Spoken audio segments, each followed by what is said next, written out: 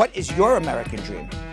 My American dream is just to be really happy and achieve whatever it is I've set out to achieve. I had a dream of coming to New York and I'm here now, and for me it's just achieving those dreams and having this sense of freedom and happiness that I did this. My American dream is connecting with my family and my friends and just being a part of that and enjoying every moment as it comes.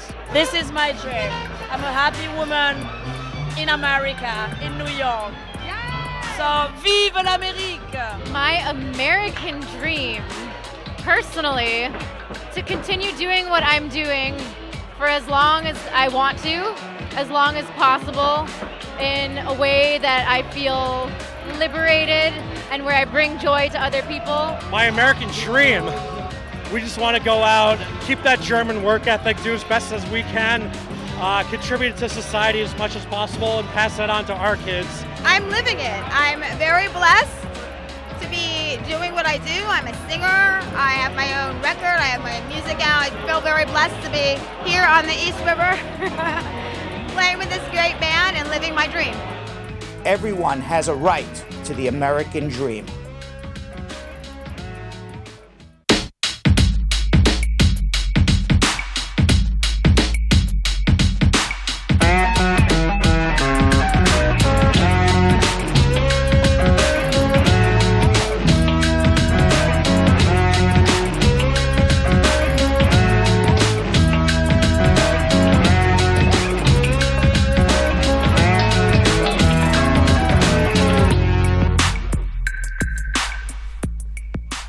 Welcome, everybody. It's Monday, December 16th. We are entering the Merry Christmas weeks. Yep. Right? Yes. And welcome, Vanessa Contreras. Welcome, Hello. Dr. Yo-Yo.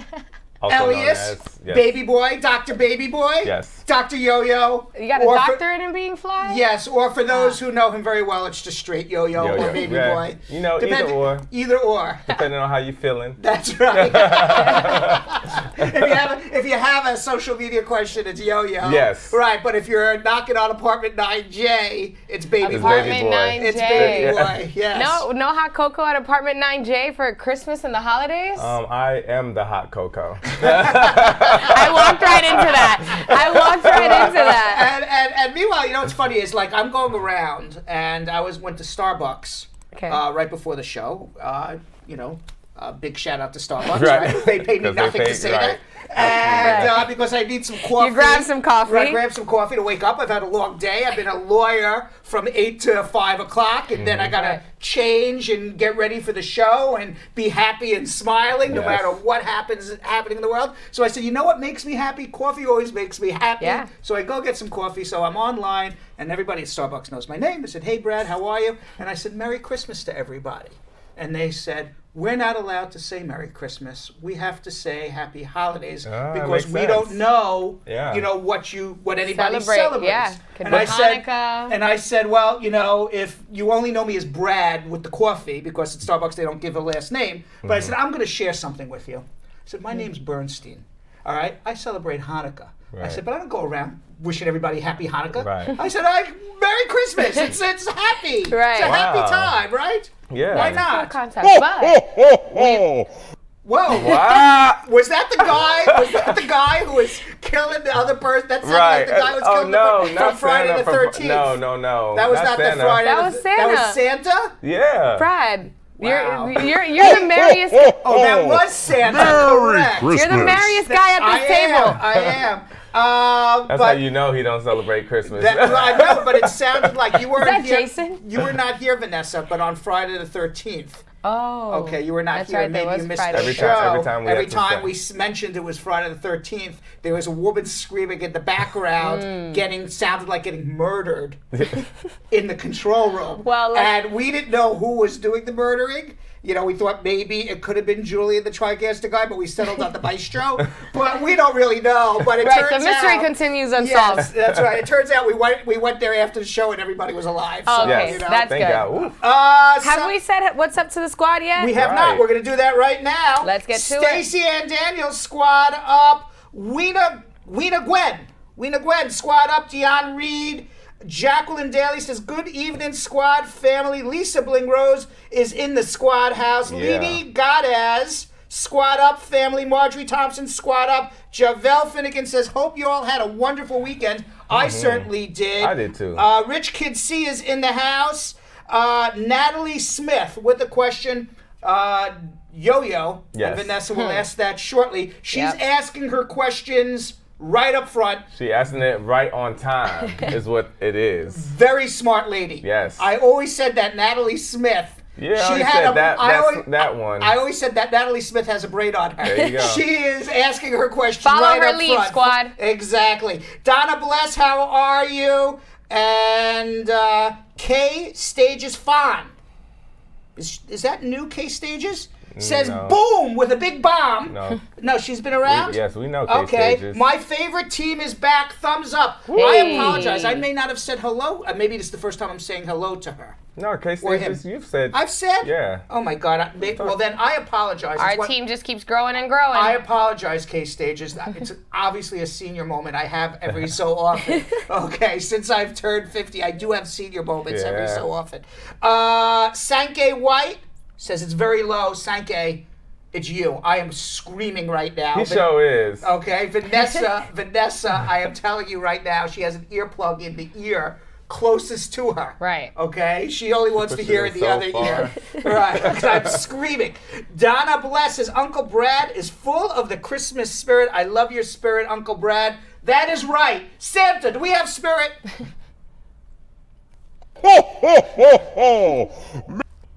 There. No, he's not. Santa's not saying Merry Christmas right now. But, Merry Christmas. Oh, there There it it is. You're gonna have a kick of that. But Santa really only has one line. Does he have other lines? Can Santa say anything else, or that's about it? Are you That's naughty all or Santa nice? really says, right? That's all he says. That's all he needs to say. Yeah, Jojo Overcome says squad up. Christy Gonzalez saying hello as well. On YouTube, Cindy Albert, squad up. Simone Brown, Asila Yemi, squad up to the most informative immigration lawyer, Brad, and his team. I'm going to tell you something. If I had not read that, that could have been comment of the day. All right, because at the end of the show, we read comments of the day, and it seems we have a trend in comments of the day. It's either something really, really nice about one of us or something extraordinarily funny. Yes. Yeah. So if you want to be comment of the day, and we read off 5 or 6 of them, Yeah. you can either kiss up to one of us, because we love saying It's a great comments way. of the day about Yes. wonderful things about us, or you can just make us laugh. Yes. One or the other. Baby D, 1984, saying squad up. Sexy Shan Myers, Miguel Walters, Tally, how are you? Squad up. Ja Love is in the squad house. DJ Killer Buzz. And on Instagram, our new live feed. Yeah. Okay, we got to build that one up a little bit. We haven't really done a lot on it, but let's see who's watching there. Brooklyn Juicy watching. So Sweet saying squad up. Yeah. Squad up. So I like Instagram that. knows what's going on. Niley78 joined.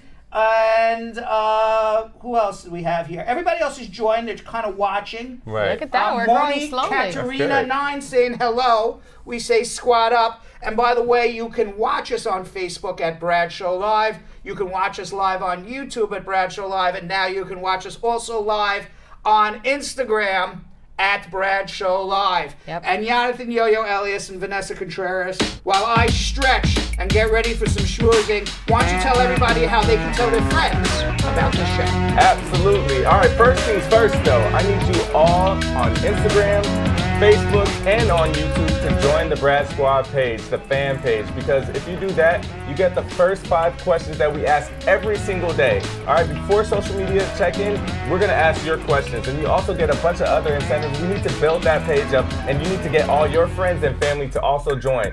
Literally, click the link that we're going to put in the bio or in the comment section, and just click join. It's that easy. That's a guaranteed question that you're going to get answered. All right, now on Facebook, I need you all to start sharing. Just like Brad said, we need to share this all over the world. This is how we share, all right? All you have to do is click that little arrow that says share, and I need you to share it to anybody's page You could go to actual, like, think of a friend or a family member or just anybody, any one of your Facebook friends that you think might need this information, all right? We're not doing watch parties yet, but I need you guys to share. So all you have to do is click the share button and then share it to anybody's page, share it in an inbox, share it to groups that you think might benefit from this. And also, like Natalie Smith did earlier, put in your questions right now in the comment section. Do that right now because you get a better chance of us asking it during social media check-in. Of course, we want you guys to show interaction, talk to each other, talk to us, tag us. Actually, tag a friend that's not watching right now. All you have to do is click that app button and tag one of your friends. I want to see that in the comment section right now. Because if you do that, then they're automatically going to come into the show. And then I want the whole Brad Squad to say what's up to them. Tell them what the show is about, all right? So let's think of other ways to get other people into the Brad Squad. All right, and of course, I want you guys to like, love, smiley face, wow face, mad face, thumbs up, all of that on the video right now on Facebook. And what are we gonna do on YouTube? Alrighty, squad. So on YouTube, we are going to, first things first, press that subscribe button and make sure that you're subscribed to our channel. Turn on the notification bell so that you know when we're on live every single day. And make sure that you share. You can share your YouTube videos and let your family and friends know what's going on, what's watching, and the best place on YouTube, of course, to get your immigration questions and news. By the way, on Instagram, Moni Kateria9 says, "Hey Brad, how can I ask my question because I already posted my question, but you're not looking at the questions?" What am I looking at right now? I am looking.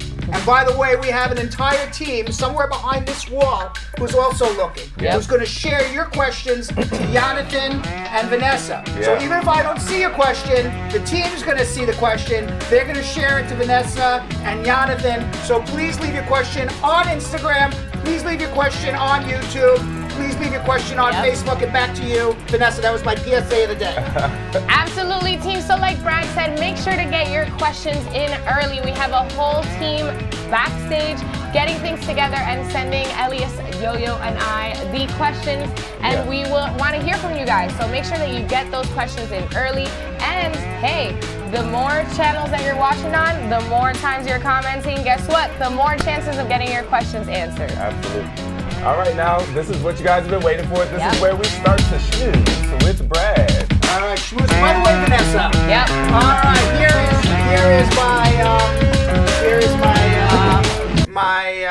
my question of the day for you. Oh, for me? Yes. Schmoozing. You know what language that comes from? Schmoozing. Schmoozing. Schmoozing. German? Close. Dutch. Close. It's Yiddish. Yiddish. I was about to say it's a dead language. It's Yiddish. It's what my grandmother would talk to me. All right, but it's one of 4 Yiddish words I know, so we throw it up. Schmoozing with Brad, which means we just caught it's basically a bunch of yentas talking. Yentas are, just like a bunch. Shenanigans. Just like people who like Snippets. to just like to talk and blah blah blah blah blah. And just blah blah blah blah blah. Got it. That's kind of like schmoozing, All right. So any event, New York. This is really important, guys. New York. As of today, if you're an undocumented alien in New York, this is huge, folks. This is huge. And I don't like to say the word undocumented alien, and I have a thing with alien and illegal, and we've talked about it. And I'll tell you about it in about 30 seconds. I don't like the terminology because it's negative. Okay. First of all, there is nothing illegal about being undocumented in America. It is not a crime. It is only a crime to enter the United States without inspection, be returned home, come back illegally. That's a crime. It's also a crime to evade inspection away from a border post. But if you do evade it and it's more than 2 years here, then it turns into no longer a crime. And by the way, that's a misdemeanor. Okay, but for the most part, for people who came on visas and just never went home, they're not criminals. They didn't commit a crime. But everyone lumps them in as illegal, which has that connotation of I committed a crime. It's a civil offense to overstay on your visa. And I don't like the term alien because alien sounds like an alien invasion. Like a creature. Correct. And I was just having a conversation with a friend of mine, and we were working on something together, and they called back These people called back to ask me more questions today. And I said, what do you think this all means when they keep asking me all these questions? And he goes, they're probing you, Brad. They're probing you. And I go, what is this, alien abduction of Brad? Right. All right. I said, what do you mean they're probing me? So I don't like the word alien either. But although alien is in the Immigration and Nationality Act. So they use the term alien in the Immigration and Nationality Act. But when it was written like 50, 60, 70 years ago, I think maybe it didn't have that same connotation of aliens on UFOs and little ETs running around. You know, I like to say you're an undocumented human being is probably the nicest way and best way to phrase it. Yeah. But in New York, they're saying illegal aliens. So, but even though they're helping people, they're still calling it illegal alien. I just don't like the terminology. I think it leads, words matter and the words that you use matter. Nevertheless, the green light law went into effect today. If you are an undocumented human being living in the state of New York, you can now get a driver's license in the state of New York. That's amazing. Okay, so the law comes into force after a last-minute legal challenge brought by the Rensselaer County Clerk. It was thrown out on Friday, which means that the law goes into effect today. The green light law is legal and enforceable, and 2 separate federal courts have now already dismissed the meritless claims of 2 county clerks. New York Attorney General Letitia James said on a statement, the law applies only to non-commercial driver's licenses and permits, so you can't get a driver's license to go drive a tractor trailer or drive with hazardous materials in the back of your car. But it does allow, still get one. but it does allow Commercial for vehicle. driver's licenses. Now you'll see, it's very interesting. I always think that all these other shows copy us, and I don't believe they do, but maybe just They might be inspired just by a us, little Brad. bit, just a little bit. You know, because I've been saying meanwhile for a while, and there's another late night host who now says meanwhile a lot. Okay? And I'm like, how did that happen? Right. And this week, just this week alone, I went on a tangent.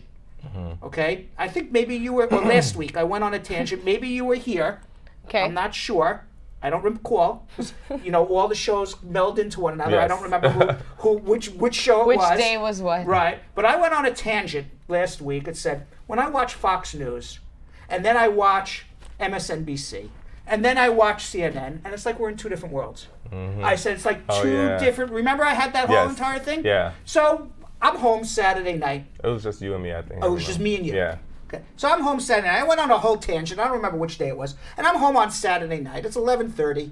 Yeah, I'm not cool. I wasn't out. I wasn't doing anything cool like Baby Boy and Vanessa over here. I was home, lying in bed, flipping the channels. And of course, what are you going to do at 11:30? You watch Saturday Night Late night, Live. yep. So what's their first skit? I said, damn, somebody's watching our show. Oh, wow. It was about that? It was about Wow. that. I said, I couldn't believe it. So it was about this first skit on Saturday Night Live, and it made me laugh, so, you know, kudos to them. But the first You skit. inspired their writers. I inspired their writers. They had a family from San Francisco who watched CNN. They had a family from South Carolina, and they had a black family from Atlanta, and they were living 3 different worlds see? watching the politics of what was going on. Wow. So the point I'm trying to say is this, okay? With this driver's license in New York, if you watch Fox News will tell you this is a terrible thing that we're doing. Of course. Okay? And why is it a terrible thing? Because we're now making America less safe by giving people who are undocumented driver's licenses, and they can get on an airplane, and they can come on an airplane with bombs now and kill us all. Well, Okay. I was gonna actually ask. Do you remember we had covered how we're changing you have to change your license now in Correct. order to travel. Well, we're going to talk about that in a second. Okay. All right. Now, how does that work? I for will this? tell Right. you that is a bunch. I hate to use the Joe Biden term I can't come up with a better term that's G-rated. Because Joe Biden is now going around Iowa. You know who Joe Biden is, right? Of course. He's on the malarkey tour, which is like, I'm like, how can we vote for this guy? So I'm like, please, God, please give it somebody else. I said, but if it's Trump or Biden, I'm still voting for him. But I'm like, please, God, give me somebody that I don't have to vote who's on a bus called the malarkey tour. A malarkey. That's a whole bunch of malarkey. That's right. So what I was about to say is that this is a bunch of malarkey too. Because the reality is this with driver's licenses, okay? Our number one priority is to have safe roads, okay? So you want to test people to give a driver's license. If they're going to be here, you want to test them to drive. Number two, if you have a group of people driving around with international driver's licenses or licenses that may not be legitimate because they got to get to work, they got to make a living, which is happening right now, they are most likely driving with little or no insurance. Right. Now you can drive legally with insurance. God forbid you get into an accident. Your insurance company is going to cover the costs of the injuries and everything else. It will actually make the roads safer. And as far as bringing bombs onto a plane and allowing people to travel, if anybody has ever watched Brad's show live, what question have we answered all the time? Can I get on an airplane with my foreign passport? Right. And the answer is yes.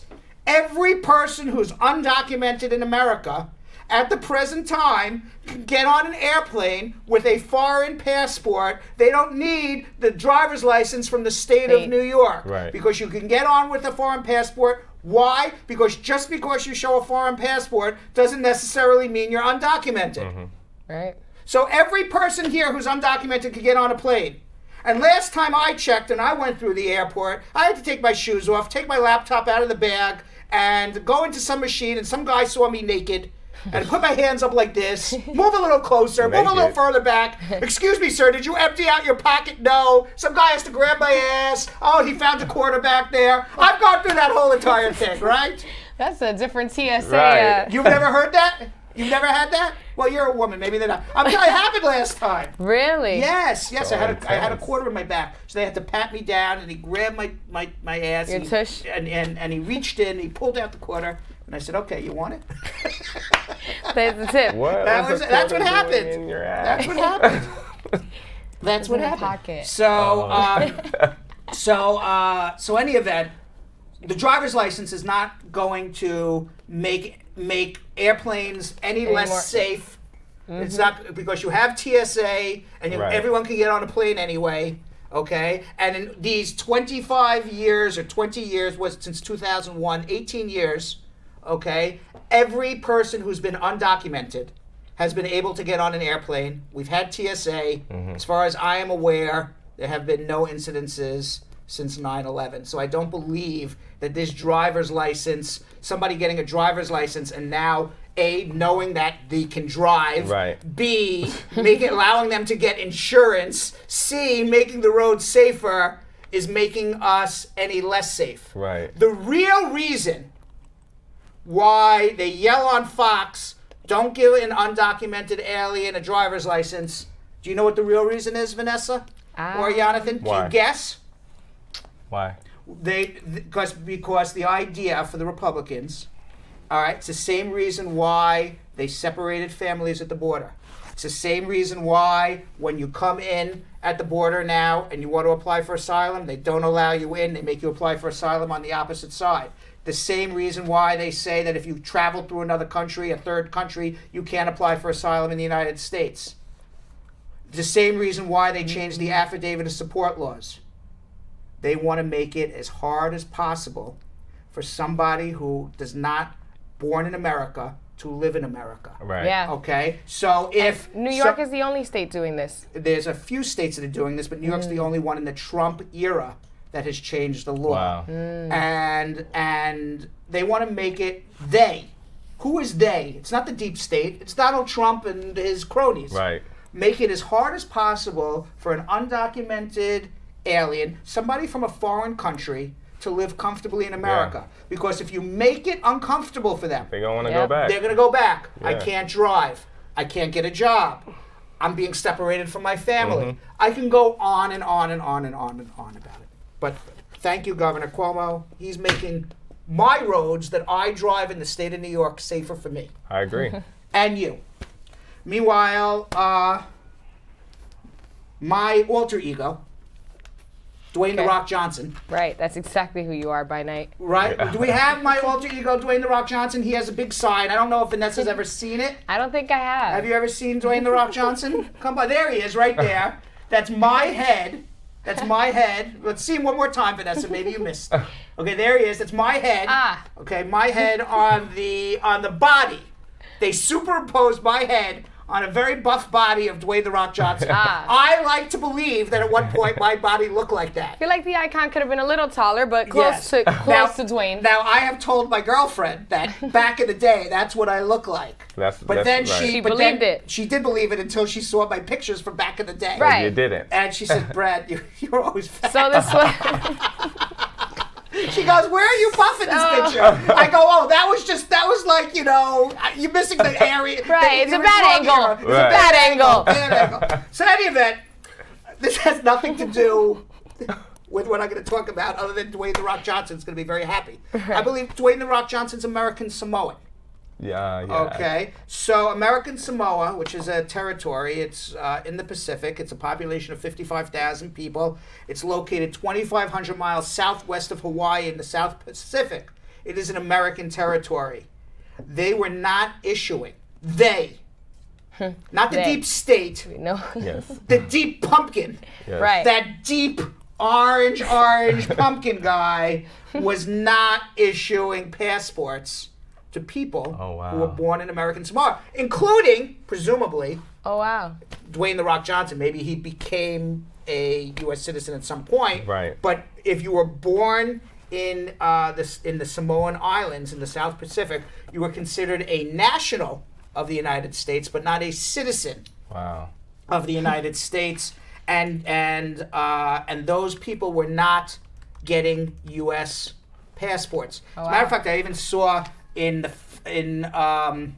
the most recent Fast and Furious, Hobbs versus somebody or whatever. Okay, Dwayne The Rock Johnson had all his buddies from American Samoa in the movie as well. I never saw the movie, but I saw like a little documentary, interview about. He's great. He's one of my favorite people. He's one of my favorites too. Yeah. But I just felt that Hobbs and whatever is a stay-at-home movie. It's not a movie I'm going to go watch in the movie theater. So I still gotta see it. No movie I'm watching in the movie theater right now. No, none of them. It's just so expensive. So any event, a judge. We're really going off. I'm saying, let's get. Let's go. Are we giving The Rock a passport or not? This is called schmoozing. The Rock's getting a passport. I'm sure he already has one. But the Rock was born in Hayward, California. Okay, but then maybe his mother. He? Okay. Yeah, but then I thought he was American Samoan. No, he originally. Okay, so maybe his family came originally. Right. But those who were born in American Samoa, they are now, according to U.S. District Judge Clark Woodrups of Utah, he ruled today that anyone born in American Samoa should be recognized as a U.S. citizen, and they can now get passports, U.S. passports, and so it's about time after, I don't know how long the United States has had American Samoa, but decades and decades and decades, if not centuries. Surely. Wow. So that's good. Surely. Yeah. The Rock's mom, according to Jilly Bean, I knew he was Samoan somewhere. Yeah, no. Right. And I think he was raised in Canada. It's possible. That might be a thing. It's possible. I don't know. His dad is Canadian. I know. I Googled him. Meanwhile, ICE, we got to move on here. ICE. Yes. ICE has given out their statistics for the removals for 2019. There were 68% more people were found inadmissible at the U.S.-Mexican border than the year before. The most people ever found inadmissible at the border.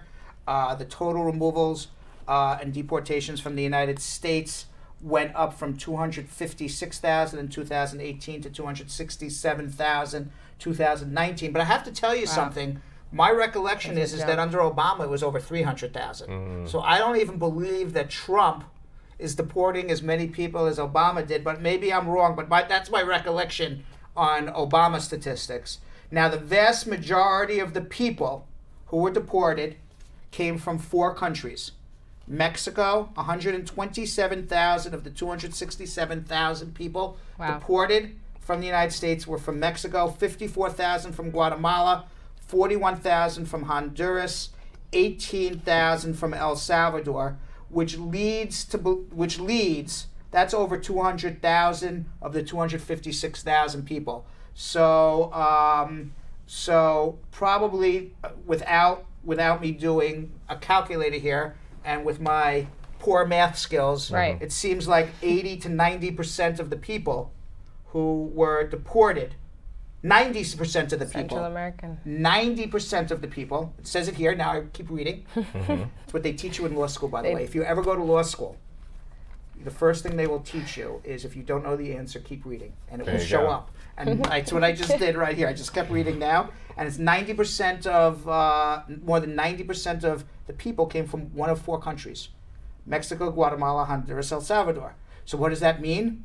That means if you're from one of those four countries, you got to be very careful. And that also means if you're from one of the other 100 and some odd countries in the United States and you're undocumented, you don't commit a crime, it's unlikely anybody's going to bother you. That's what it means. Right. Right? Now, for those of our Jamaican friends. We have a lot of those in the squad. Do we have any Jamaican friends out there?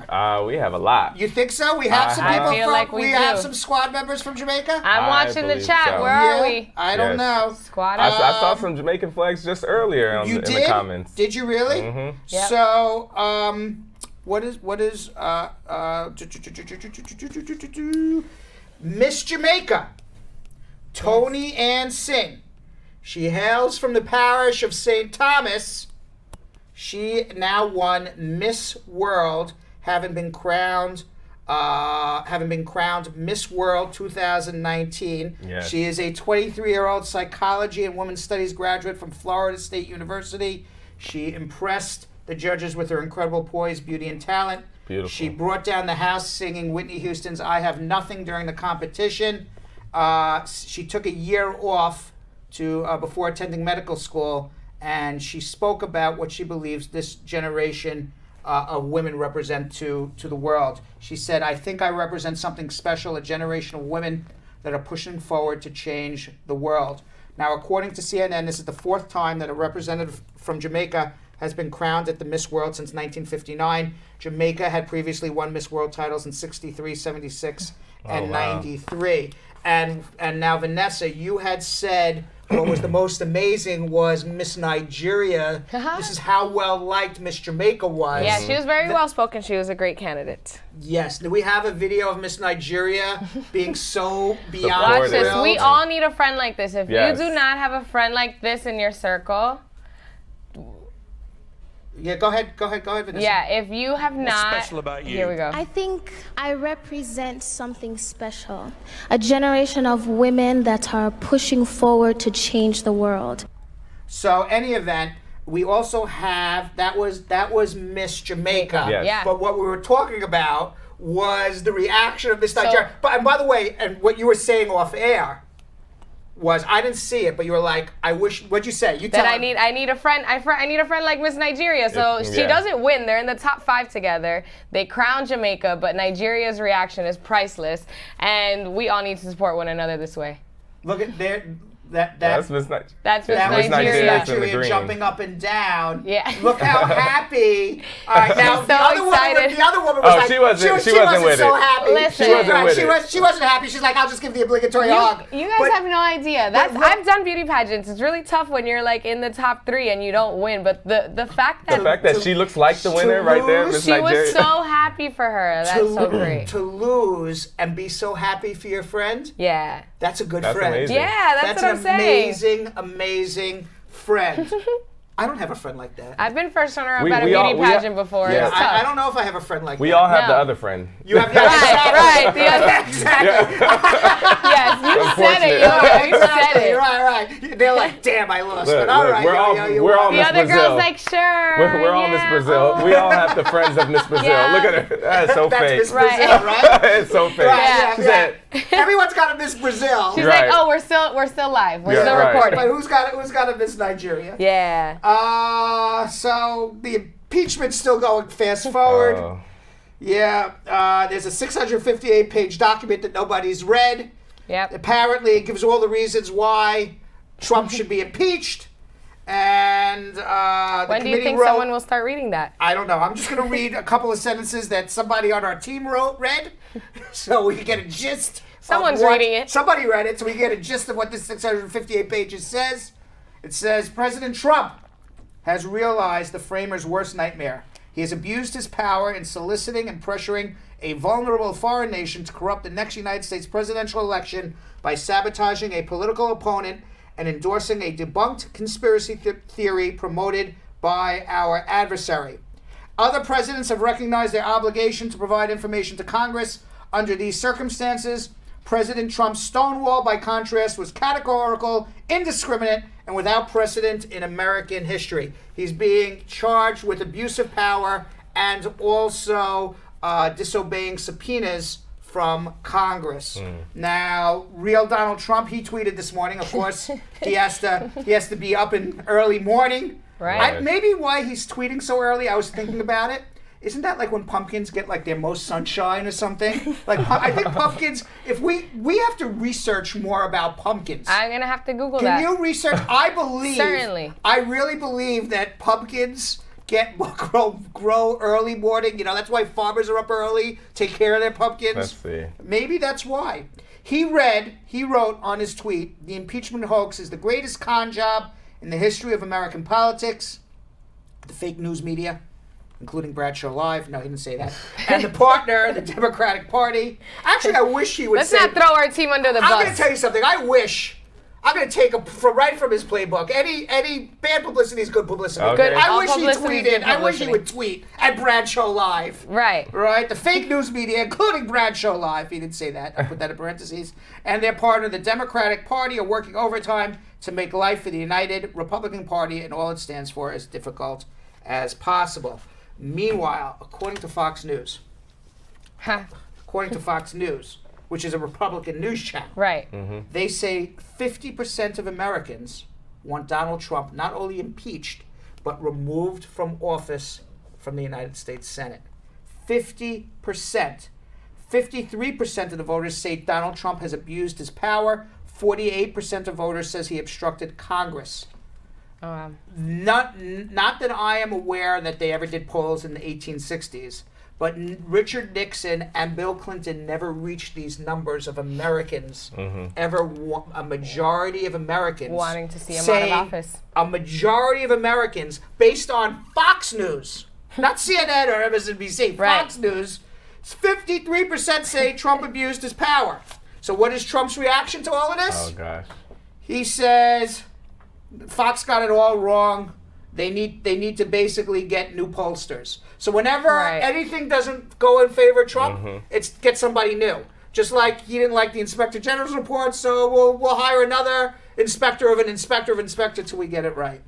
23 newspapers have called for Trump's impeachment. We don't really have time to talk about that. And I do want to say one thing, though. Yep. Senator Schumer, I find this interesting. Senator Schumer, I think we have it here, right, Jill? The Senator Schumer thing. I threw it down, and I should not have. Where is it? Okay. So Senator Schumer wrote a letter to Mitch McConnell, because Mitch McConnell, there's Schumer, he's the head Democrat in the Senate. Mitch McConnell, who's the head senator for the Republicans, the majority leader, he said it's going to be a very quick trial in the Senate. Every Republican is on board, and there's not a chance, 0% chance that Donald Trump gets thrown out of office. In fact, he is coordinating with the White House to make sure of that. So the Democrats are all up in arms over all of this. They say, well, how could a juror, if you're a juror on a criminal trial, how could you coordinate with the prosecutor before the trial even starts to make sure that there's an acquittal? That's really unfair. Yeah. And you know what, though? John Cornyn, who was the head Democrat Senate for Clinton, I have to say, we got to call it as it is, he coordinated with Clinton. Right. So that's politics. And nobody says this is a criminal case. This is a political case. They have to cover their bases. So when the Democrats say that's not fair, wouldn't happen in a criminal trial, I have to be honest with you, Democrats. It's not a criminal trial. Yeah. This is a trial about politics, Right. about removing somebody from office. It's nothing to do with criminal. Yeah. With that being said, there are 48 senators who are Democrat or vote Democratic. There are at least 5, 6, 7, or 8 Republicans who may be on the fence at the moment. So I don't think Mitch McConnell could have as quick a impeachment trial as he thinks, because there's certainly senators from Maine, Utah, and a few other states that are on the fence about how to vote. You need 67 votes to kick Trump out of office. So even if you have these 5 or 6 senators vote with the Democrats, Right. you still need to convert 10, 12, 13 more people. But the thing is this, they have to put on a trial because the Democrats have enough votes to be able to stop a very quick trial. Right. Which is why McConnell and Schumer will meet, and Mitch McConnell will take advice from Chuck Schumer on how to do this trial. If it was a situation where the Republicans had 51 votes and the Democrats could do nothing, it would be a trial over in 48 hours, literally. It's 6:32, Yo-Yo. Yes. I think I've schmoozed enough. Yes. We had some fun stuff here, but we'll get to it tomorrow, I think, right? We had some goodies there. We got some gems. I think the All squad right, we'll got some get, great Julie gems. says get to it tomorrow. All right. All right, why don't you tell everybody what they need to do while I stretch and get ready to answer some immigration questions. Absolutely. All right, guys, you already know what time it is. It is time Let to them start your watch party. Party time. Yeah. All right, so now, in order to start your watch party, There we I'm go. about to give it to you step by step. Look at this graphic right here. You clicked share. Yep. An option down to 2 options down. It'll say start your watch party. It will tell you how many people you have online, your friends online. Right when you click start, you take this show and it goes straight to your profile and it sends a notification to all of those people. I want you guys to do this right now, please. This is how we can get the show out. This is a better way because it sends a notification to all your friends. So again, look at this graphic right here. All you have to do is click start or click share. 2 options down, it'll say start your watch party. It'll say how many of the hundreds of people that you have online right now, and click start and it will go straight to your page. And what are we gonna do on YouTube? Because why would you want to watch alone? So on YouTube, guys, we are going to first things first, make sure we subscribe, press the bell, the notification bell, so that you know every time that we go on live, and you can call all your friends, or you can share the show straight from YouTube, share it as a post, tag all your friends, let them know.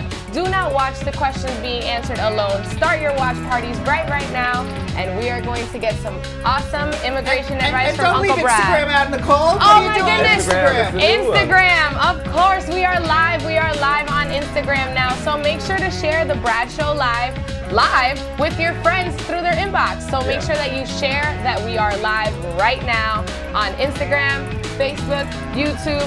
We are covering all platforms. But most importantly, start your watch parties, don't watch alone, and share the show now. All right, and now this is what you guys have been waiting for. This is where you call in and get all your questions answered. Just getting answers to your immigration questions. All right, so we have... By the way, I'm going to get to Keisha in the Bronx, who's been waiting 1 hour and 3 minutes. I just have a very quick story to tell you. I was walking past the ladies who answer the calls today, and they were all hysterical laughing.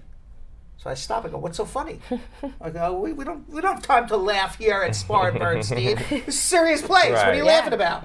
So one of them said, "We just got a caller, and I let some people listen in, and they want to schedule a consultation, but they said, 'Can I speak to someone other than Brad? He gets so angry.'" Oh my God. And I said, "What do you mean I get angry?" And then apparently I didn't hear who this person was, but did a very good imitation of me telling somebody, "Wait, just listen to me, stop talking." And they had everybody, this gentleman, but I guess he was saying it in a loving, loving manner, not certainly. Right. Yeah. So anyway, let's go to Keisha. I'll try not to be angry with Keisha. Keisha, how are you? Hello. How are you doing? I'm good. What's going on? I'm calling to find out,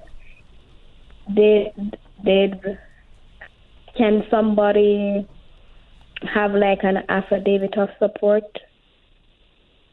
Can someone have an affidavit of support?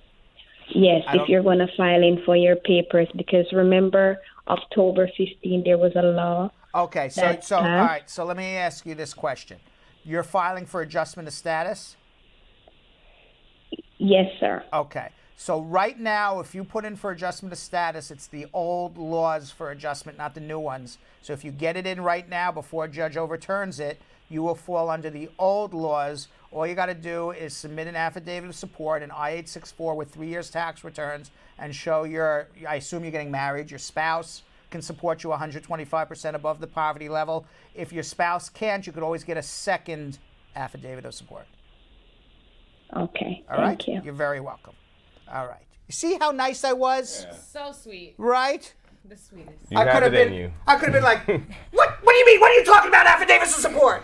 I didn't do that. I was very nice. There you go. Oh, that was great. Let's see how much of that you can bring today, Brad. Let's keep it going. All right, Mudassar. No, I'm kidding. All right, let's go to Mudassar in Chicago. Mudassar. Hi, Brad. Brad. How you doing? Hi. What's going on? Really appreciate it today. I'm sorry? Thank you. Really appreciate for your time today. My pleasure. My pleasure. What's going on? It's great privilege to talk to you. So the first question I have for you today is, I got married to a U.S. citizen 5 years ago. Unfortunately, got divorced. And the first question is, how does the naturalization looks like? All right, did you get a green card? Yes. Okay. 10 years. All right. So when you got your green card, you were already married for more than 2 years. 5 years. You were married for 5 years. Sorry. I'm sorry? Yes. I got married 5 years now. No, that was my question. My question is, when you got your green card, you were married for more than 2 years already. Yes. Yes. So you've only went through the immigration process once, correct? Yes. Okay. Now, let me just ask some questions first. All right. So when did you get your green card? So I got married to a U.S. citizen. When did you get your green card? Is my question to you. Sorry about that. So I get in 2017. That was a 10-year green card. Okay. And that was and you were married for how long? When did you get married? Now's the second question. When did you get married? 2014. Fine. So you were married in 2014. You got your green card in 2017. At what point did you and your spouse stop living together? It was in February this year, 19. Okay. And then when did you get divorced? It was in November 19, 2019. All right. So you're okay. You got married in 2014. You got your green card in 2017. They saw it was a bona fide marriage. You continued to live with your spouse for an additional 2 years. I assume you have some proof of that. You got separated. You got divorced. So you cannot file your citizenship in 2020 because you're no longer in a bona fide relationship with your spouse. You got to wait 5 years. So how it looks like that in 2022, you're going to file your citizenship 90 days before your 5-year anniversary of you getting your green card in 2017. You don't have to prove in 2022 that you and your spouse are living together. You don't have to prove it's a bona fide marriage. The only thing you have to prove, which is such a low bar, and you're going to knock it out of the park anyway, is that this was not a BS marriage. It was a marriage for love, and you're going to have evidence that you and your spouse lived together for 2 years. So it's no big deal. You're fine. All right. So the next question I have for you is, how does the travels look like? Like I have to carry the divorce decree, or I do not? No. All right. So the third question, I just have the last question. I'm sorry about that. The last time when I came from the immigration, there is a machine that you put the green card in, and then you get a paper, and you just go back to you go to the immigration officer. So he didn't put a stamp on my passport. He just put that on the slip. That's okay, because it's fine because they have it electronic now. All right. Sounds good. All right. You're good. That's it for now. You're Thank you. Thank you for your time. My pleasure. Have a good day, sir. My pleasure. God bless you. Basically, the bottom line is you're good. Enjoy life. Thank you. You're welcome. How was that? Nice, right? Really nice. Very nice so far. You're on a roll. I'm on a roll. I'm like, what do you mean the guy says I'm mean? All right, Paulette, what do you want? No, I'm only kidding. Paulette, how are you? Paulette, Hi. How are you? I'm only kidding. What's going on? Yes, I'm okay. What's going on? I want to ask you a question. Yes, go ahead. If somebody come here on boat can they get married and get a green card? If someone came here on a boat, can they get married? Yeah. What kind of boat did they come here on? Like from a different country. Right, I realize that. So in other words, what you're saying is... What you mean? Yeah. Let me read through your question. Somebody came on a boat and somehow the boat evaded the Coast Guard and somehow kind of made it onto shore and you walked off on the beach and here you are. Is that what happened? Yes. Okay. All right. So you basically, this person entered without inspection, similar to somebody who runs across the border. So if you enter the country without inspection, you have no documentation, it's going to be one of three. The answer is yes, you can get a green card. The answer I don't know is where is this green card going to be received? There's two possibilities of getting a green card in America and one possibility of having to go home and come back. So let's go through all three very quickly. Possibility one is that you're grandfathered under 245I. It's way too long to explain. Just know it's an old law. You got to figure it out by going to a lawyer to see if you're grandfathered under 245I. The second way is if you are married to someone in the military or former military, or your child, your son or daughter is in military or former military, then you can do what's called a parole in place, get an entry document even though you never really entered legally, and then adjust your status. Or if neither of those, you're not 245I, you can't do a parole in place, you're going to do what's called a provisional waiver, which is you show hardship to your spouse, you get the waiver approved while you're physically here, you go home for 2 to 3 weeks, you show your waiver. If all else is good, you come back with your green card. It's going to be one of those three. So you have to go back to your country. I didn't say that. I said it's one of those three. So hold on one second, and you can have a consultation. We can figure it out, all right? Hold on. Oh, okay. All right. Let's go to Amara in Jersey City. Amara. Yeah, thank you, bro. Yeah, Amara, I'm listening. Any day, Amara.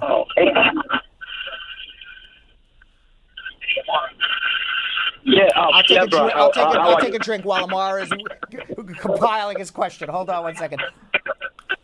How's your day going so far, Vanessa?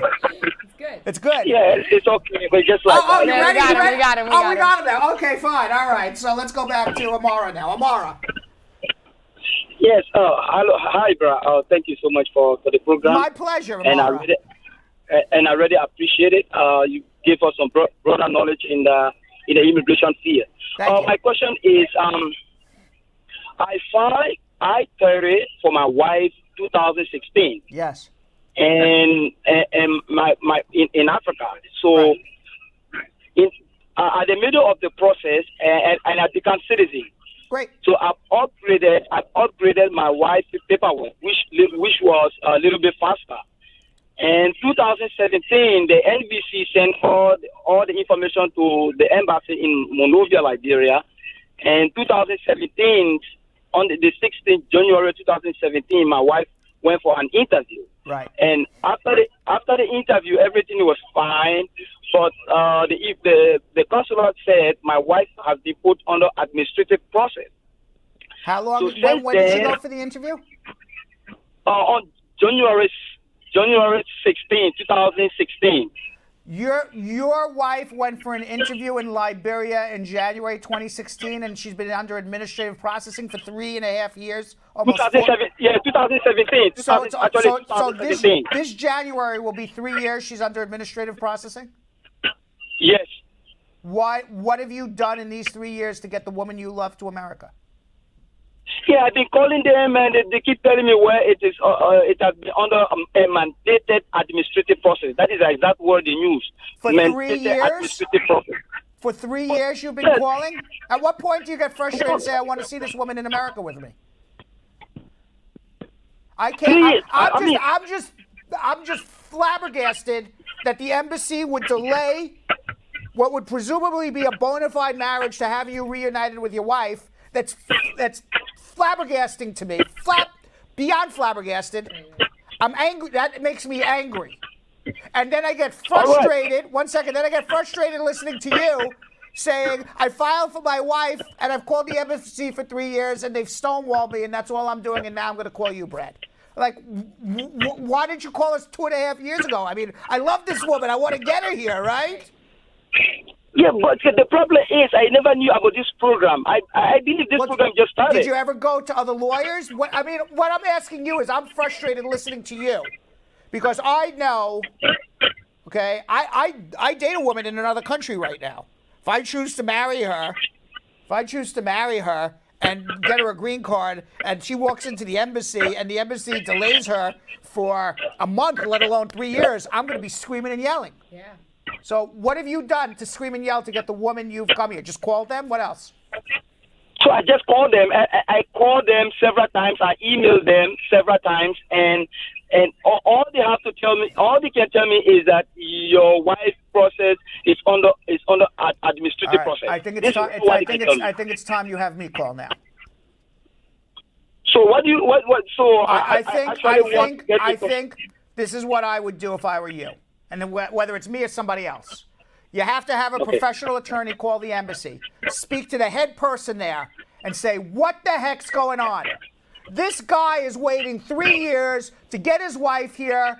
That is unreasonable at this point. It's unreasonable for 6 months. It's unreasonable for a year. It's unreasonable for 2 years. It's unreasonable for 3 years. Either let's fix this problem right now, or we're going to see you in court next week. Literally, that's what I would do. So I'm gonna give you a call. All right, hold on 1 second. Yep, that sounds like a But how frustrating.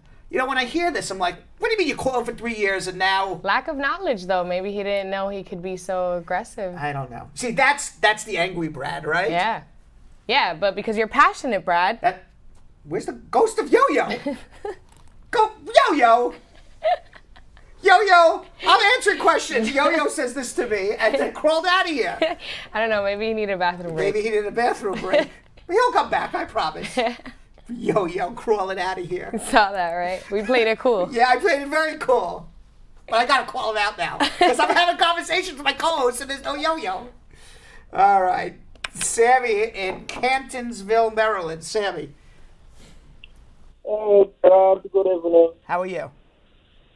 I'm good. Thank you for your work. I'm here back again to ask you one more question. Sammy, let me take a step to the right or left, or you have to ask, or put your phone on regular, or tell the submarine captain to go up higher, more higher, less depth in the submarine. Okay. Something. Okay. Can you hear me now? Yes, he came to shore. Yes. Okay. Yes, Okay. Sammy. Okay. I said thank you so much for your good work. My pleasure. I'm really getting it. I'm really getting enough information from you. Great. Please, I have 2 questions for you. Yes. One is I have an advance parole. I have a VAWA pending, no prima facie yet.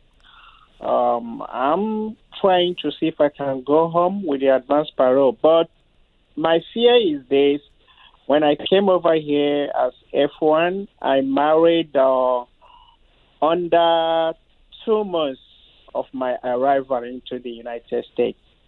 Yeah, you're going to be allowed to travel on the advance parole and come back, but ultimately your adjustment's going to be denied for misrepresentation on the marriage, or likely to be denied, or certainly you're going to be questioned about what your intent was when you came here on the student visa, but you would need to perhaps, you have to see what immigration says, perhaps file a waiver.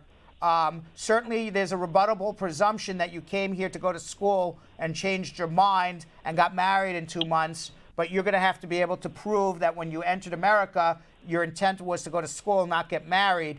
Regardless of that, that issue is not going to be determined when you travel on advance parole and come back. So you're free to travel. That's going to be determined at your interview. Oh, okay. And I would suggest getting a good lawyer. Okay, so are you saying I can go home and come back? I am saying you can go home and come back, correct. Okay. All right. Then one more question. Like I told you, I have a VAWA pending for 9 months now. No, 8 months. So they asked for request for initial evidence, and when I sent that, it's been pending for like 6 months now. I have not heard anything from them. So I don't know what you did. You should get a response within 120 days. If it's 6 months, you may want to have a consultation with me. But in the meantime, don't do anything. Go travel, come back, and see if you hear anything. Go enjoy your trip. Okay? Okay, thank you. You're welcome. All right, let's go to Raymel. Raymel in Omaha, Nebraska. Raymel. Hey, Brad. How are you? Good. Well, first, I don't think you're mean at all. Thank you, Raymel. No. Actually, you're really patient. You know, you have to repeat an answer like over and over for us to get it. So, no, you're not mean at all. I appreciate that. Raymel, there is support for Brad's kindness. And, yeah, there he is. Hey. Everybody's going, what happened to Yo-Yo? Oh, what do you mean? I don't know what I mean. All of a sudden, I went to ask Yo-Yo a question. He wasn't there. But Raymel says, I'm very nice, Yo-Yo, and he doesn't know what that caller was saying when I was mean. So thank you very much, Raymel. I appreciate your kind words. I feel really happy when you bring Vanessa back. Vanessa, I'm from the Dominican Republic too, so. I want you to know something. Yes, we do all our production meetings online here. We've been begging Vanessa for more days. So hopefully in January you'll see more of her. In the meantime, Raymel, what can we do to help? Yes, well, I have a prima facie from my VAWA case is pending. I was married with a PR. But my problem is now my date is current, right? But I had a J1 visa before, and I have heard all the 4 waivers that a person can apply for. Right. But none of them applying to me because I'm no longer married. The program was paid by the U.S. Department of State, so. And if I go back home to complete the 2 years, I will be abandoning my case. So I don't know honestly what case what are you to do doing now. right now? You're doing what type of case? It's a VAWA case. All right. Yeah. So you would do a hardship to yourself, just because on the VAWA cases you can base it on hardship to yourself. And can I do that to myself? Yes, if you can show hardship to yourself, yes. So hold on 1 second, okay? Thank you, yeah. You're welcome.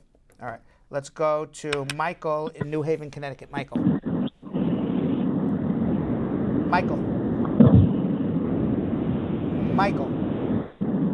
Yeah? How are you? I'm fine, and you? Good. How What you can I doing, do to Brad? help you? Good. What's going on? Nothing much. Yeah, I have a question. My question is, I wanted to fight for my wife and my kid. Yes. And she have an orphan child. And your wife has an orphan child? What do you mean by an orphan child? Yeah, she did it in Nigeria. What do you mean she did? I don't understand what you mean by she has an orphan child. You mean she adopted a child in Nigeria, or she had a child and that child is now an orphan living on the streets? Yeah, on the street, yeah. Who's living the on mother part? The mother part, so there's nobody around to take, so she just volunteered to take care of the child. Okay, so you're what you're saying is the woman you're marrying is a good lady. She's bringing a child into her home. I wasn't sure if she was bringing a child into her home or she abandoned one of her own biological children. But what you're saying is she brought a child into her home, which is very nice. Okay, now, did she go through a formal adoption in Nigeria? She's going to do that. That's what she's going to do next. So I just wanted, she asked me I should find out what is the name of the child. When you file for your wife, how old is this child right now? You're a citizen. How old is this child? Yeah, the child is 3 years. I haven't 5 years. I'm about to. Okay. So I just want to know. My last question to you is if this woman adopts her in Nigeria, I think you're going to have a hard time bringing her over here because you're going to have to be able to prove that she had legal custody of this child for 2 years before even you file for her. So if she does an adoption, maybe in Nigeria, how long can an adoption be? Maybe it's a year. I have no idea. So maybe the adoption is done in a year, and then you wouldn't be able to file for this child till she's 6. Meanwhile, you want to get your wife here. I would suggest doing 2 different things at the same time. One, file for your wife and her biological children, and it would be separate I-130s for each. And then you're going to bring this orphan child file an orphan petition for this orphan child to bring this child over to the United States. You, as a U.S. citizen, will adopt this child in the United States. That's the way I would do it. Because other than that, I think this orphan child would be left behind if your wife goes to adopt her in Nigeria. Okay, that's fine. What name? Because I'm thinking of the name that will go on our passport. Because right now, if I'm doing in that way, how the name gonna be on our passport? Is it going to be my wife's name or my name include or no? It's going to be whatever her real name is right now because nobody's adopted her yet. Okay.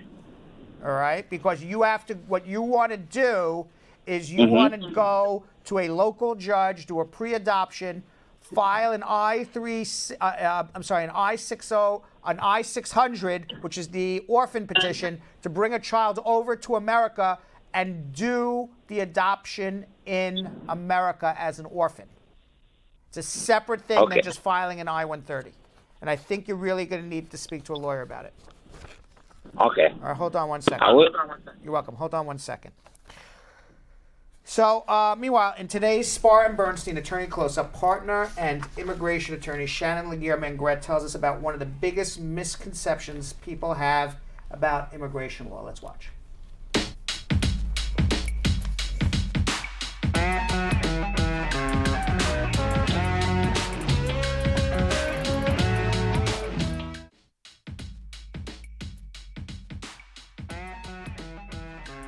I would say the biggest misconception that people have about immigration law is that these are forms that can be filled out by anyone. And a lot of times people don't realize that what you put on those forms usually can be used against you later on, not only just at the interview, but also if you end up in immigration court. So I tell a lot of people, make sure that you go to an experienced attorney that can assist you. Even though you may feel like, I know the questions, I know what's going on, and I can fill it out, there's certain terminology that needs to be put on those forms that a notario, yourself, or just someone who basically have done just forms may not be able to understand. So it's really important to go to an attorney, because I think the biggest misconception is that you can go to anyone to actually assist you with those forms. Tax preparers will sometimes file those forms. Interestingly enough, you now have the Attorney General's office who's reaching out and basically prosecuting a lot of these notarios, paralegals, these tax preparers, because they understand that immigrants are being preyed upon and basically are being placed in immigration court due to the fact that they are fraudulent applications being submitted on their behalf, and that's why it's really important basically to reach out to an experienced attorney. Successful results do not guarantee a similar outcome in the future. By the way, Shannon, who is, by the way, awesome, she just went and did a entire presentation to the immigration lawyers of New York. It was filled with hundreds and hundreds of people. She was like the expert for deportation, and even Jenny Kim went to watch her talk, and Jenny came back and said she blew it out of the park. She was so impressive. All the other immigration attorneys who she was teaching how to handle deportation cases, everybody was coming up to her after, asking questions. And I said, of course, she's Shannon. Of course. Of course. Of course. Spars and Bernstein. That's right. All right. Dickie in Toronto, Canada. Hello. Dickie. Hi. I'm gonna. I was living in the United States with my fiance and my son, and I went home for a funeral, and I come back, my re-entry into the United States, and they tell me I overstayed my time, and they send me back to Canada. Are you Canadian? Yeah. Okay. How long did you stay in the United States? 2 years. That you'd overstayed your time. Exactly. I didn't even know I know. I have to tell you something. People think Canada is the 51st state. It's not. So whether you're from Mexico, England, Canada, you can only come to visit for short periods of time. If you're living in the United States of America, even as a Canadian citizen, you can't come back. So now let me ask you a question, Dickie. Did you get a 5-year bar, or they just kind of turned you around? 5-year bar. They gave you a 5-year bar. All right, so you guys have a big problem now. So you need to have your wife file for you. You need to file a 212 waiver. We didn't get married at that time. Then she came over from New York and married me now. Okay, so now you got to file an I-130 with a 212 waiver to return after a prior order. You got basically deported at the border.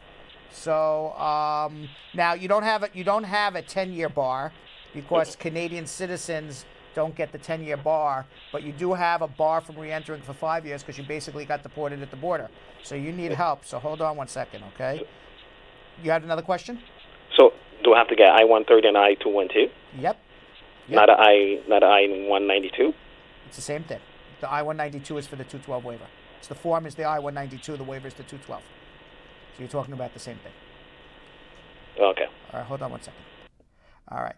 Meanwhile, Dickie, we should have saved his question for Wednesday. Oh, gosh. Bad joke. Let's go. And for those in the Brad Squad know exactly what I'm talking about. Everybody else is like, what? All right, Nicola in Dayton, Ohio. Hello, Brad. Hi, Nicola. How are you? I'm not doing too wonderful. I've been coming to this country since 1995. I was about 12 years old on a visitor's visa. And I got married. I got married to a U.S. citizen in 2016. And that was when I got married to him. I also had a visitor's visa. I came here to visit in 2017, and I came here to live last year. When I got here to live last year, a week after I came here, I was physically assaulted by my husband, and it went to court. He was arrested. He was found guilty of domestic violence. I have a protection order against him, but no, he's divorcing me now. So my thing is, he filed for divorce, but no, he changed it to annulment because he's trying to have me deported. He also reported me to the immigration last year without my knowledge. So I'm just a bit confused. So let me tell you. All right, so let me explain everything to you. One, you have every right to get a green card. Nobody has a right to lay a hand on you. You should be filing a VAWA application immediately. Number two, you should be going to court to fight the annulment. The reason is this: an annulment means the marriage never happened. That's what he's trying to do. Right, you can be divorced and still file a VAWA within 2 years. You got to go to a court and say, Judge, this was a real marriage. He physically assaulted me in our house. He's trying to get me deported, and then you would countersue him for divorce, okay? But you don't want you would need to hire a lawyer to fight the charge of annulment because annulment means the marriage was void. It was a fraudulent marriage, so you don't want to. Right, I have a divorce lawyer. Okay, I have a divorce lawyer. As long as you fight the charge of annulment, countersue for divorce, and then file a VAWA application, I highly doubt any judge is going to say this marriage was a fraudulent marriage when there's proof that you were living together in the same home and he domestically assaulted you.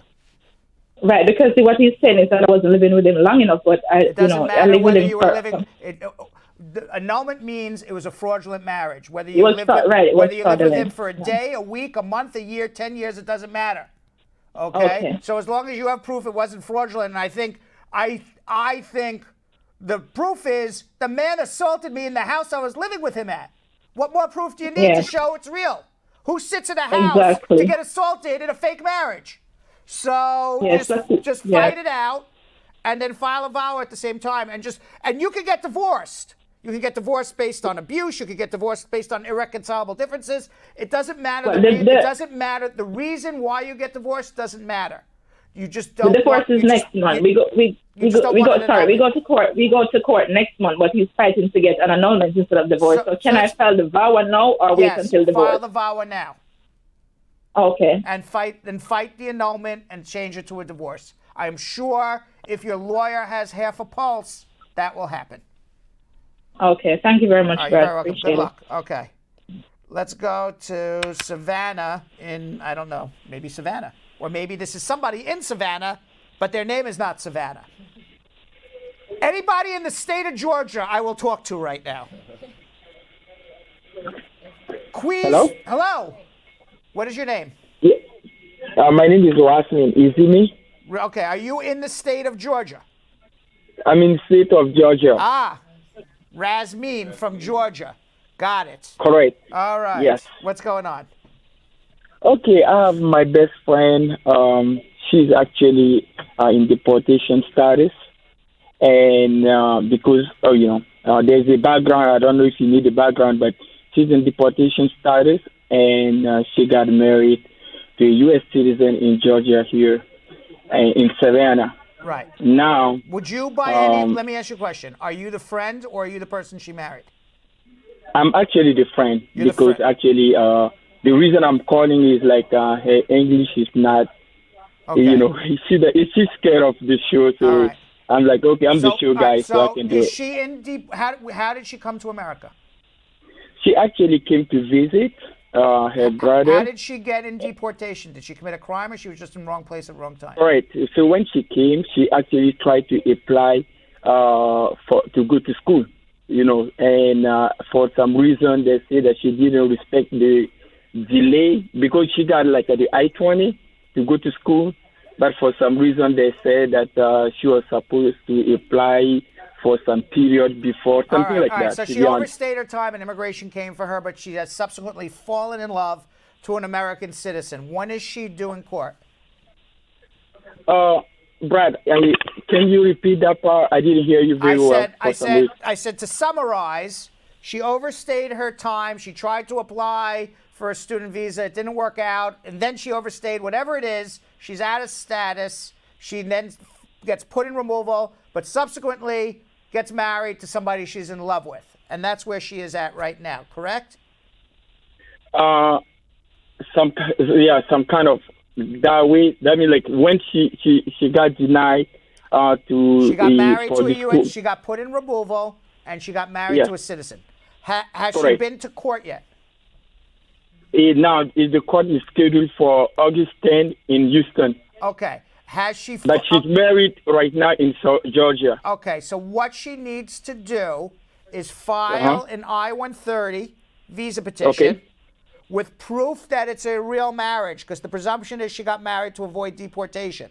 She has to request what's called, in quotes, in the letter that you send to immigration, in quotes, you have to request a bona fide marriage exemption because the belief is that you got married to avoid deportation. You then, because the first hearing is not till August, she should make a motion to change venues to where she's living now rather than go back to Houston. Prove it's a real marriage, go to court, get the I-130 approved, go to court, here's the approved I-130, and the judge will give her time to adjust her status. You need a lawyer to do all of this. You're not going to do it on your own. But I have another question. Yes. So, can she apply for the green card and working permit? No, and, she has no. to. She has to apply for an I-130 right now. She could not apply only. She's in removal. She cannot apply for adjustment. You have to get the I-130 approved. There's a presumption that she got married to avoid deportation. Prove it's a real marriage beyond a shadow of a doubt, and then you can adjust. Unfortunately, it's a process. Now, third question: where should she should apply for that one? In Houston or in Savannah? In Savannah, where she lives, and then also she should be making a motion to change venue to where she lives as well. I didn't hear the last part. She should be making maybe file the I-130 and speak to a lawyer about whether you want to change venue or not. That's my advice. Okay. Hold on one And second. my last question. Oh, more questions. Yes. Yeah, actually, I try to hire your team. So can you guys do this, or I have to look for local? No, we travel all over the United States to help people in this exact situation. So hold on. All right. Okay. Let's go to Alex in Dallas, Texas. Alex. Hi, Brad. How are you? How are you? I'm good. I've got one question. Yes. I filed I-130 for my wife and my daughter. Yes. And while I'm doing that, I become a citizen while the paper is approved and sent to the NVC. Right. And the situation is when I called last time, maybe two months before, you told me that to file a separate I-130 for my daughter. Correct. And I did that one, and I received I-79070. That's great, because had you not, you would have started to your daughter would have fallen off once you became a citizen, and then you would have started from your daughter from scratch. So I'm glad you listened to me. So do I have to call the NVC that I did this one, or I have to wait? You have if you have cases approved, the NVC does not know you're a citizen because one side of the government doesn't talk to the other side. So you have to write a letter to the NVC with the case number and a copy of your naturalization and say, please, I did that one. And please upgrade the case. I did that one. Okay, so so then they should upgrade it, and then you should start processing for everybody. So what about the I-130 that I applied for my daughter? So they're gonna contact each other, or? Where is the? Maybe I'm confused. I thought you said the I-130 you filed for your daughter is at the National Visa Center. No, it's USCIS. Okay, so then you are going to write the USCIS with that case number and say, I am now a citizen, because even one office of the USCIS doesn't talk to another, and write the USCIS wherever your daughter's case is with the case number with proof that you're a citizen, which is a photocopy of your naturalization. It's okay to photocopy it and send it to immigration and say, please upgrade the case. Okay. All right? Thank you. That's You're my welcome. question. You're welcome. All right, let's go to Cooper in Brooklyn. Cooper. Hello. Hi. Hi, how you doing? Good, what's going on? All right, so I have a question, but I'm going to run the numbers by you first. So my father filed for me as a legal permanent resident in 2015. It got approved April 1st, 2015. So the priority date is April 1st, 2015. In June of 2015, I got my student visa. So I've been studying in New York ever since. Now, I've been looking at the visa bulletin, and I've been looking at the date for filing, and it says February 2015. Now, I'm wondering if next semester, if I'm going to have to go home for a bit, or can I continue going to school until I get all the information? Does the date for filing, say, require me to go back home to submit documents? Your dad filed for you what date? He filed for me in March, but it got to USCIS by April 1st, so the priority date is April 1st, 2015. April 1st, 2015. And your dad is a resident? Yes. Okay. So F2B, when the priority date is reached for April 1st, 2015, you're correct, it's right now February, so it'll probably be reached very shortly. When that priority date is reached, you're not going to go home. You're going to file an adjustment of status here. And after you file you're going to file an adjustment of status here in the United States. You're not going to go home. Like, literally everyone said that I can't, LPR can't file for.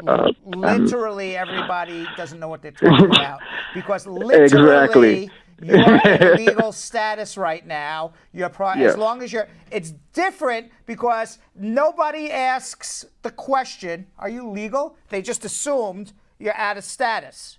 You are in legal status on a student visa. The priority date is reached. You're entitled to adjust as an F2B. So you're going to file an adjustment. So hold on one second. We can help, okay? Let's go to Kevin in New York. Kevin.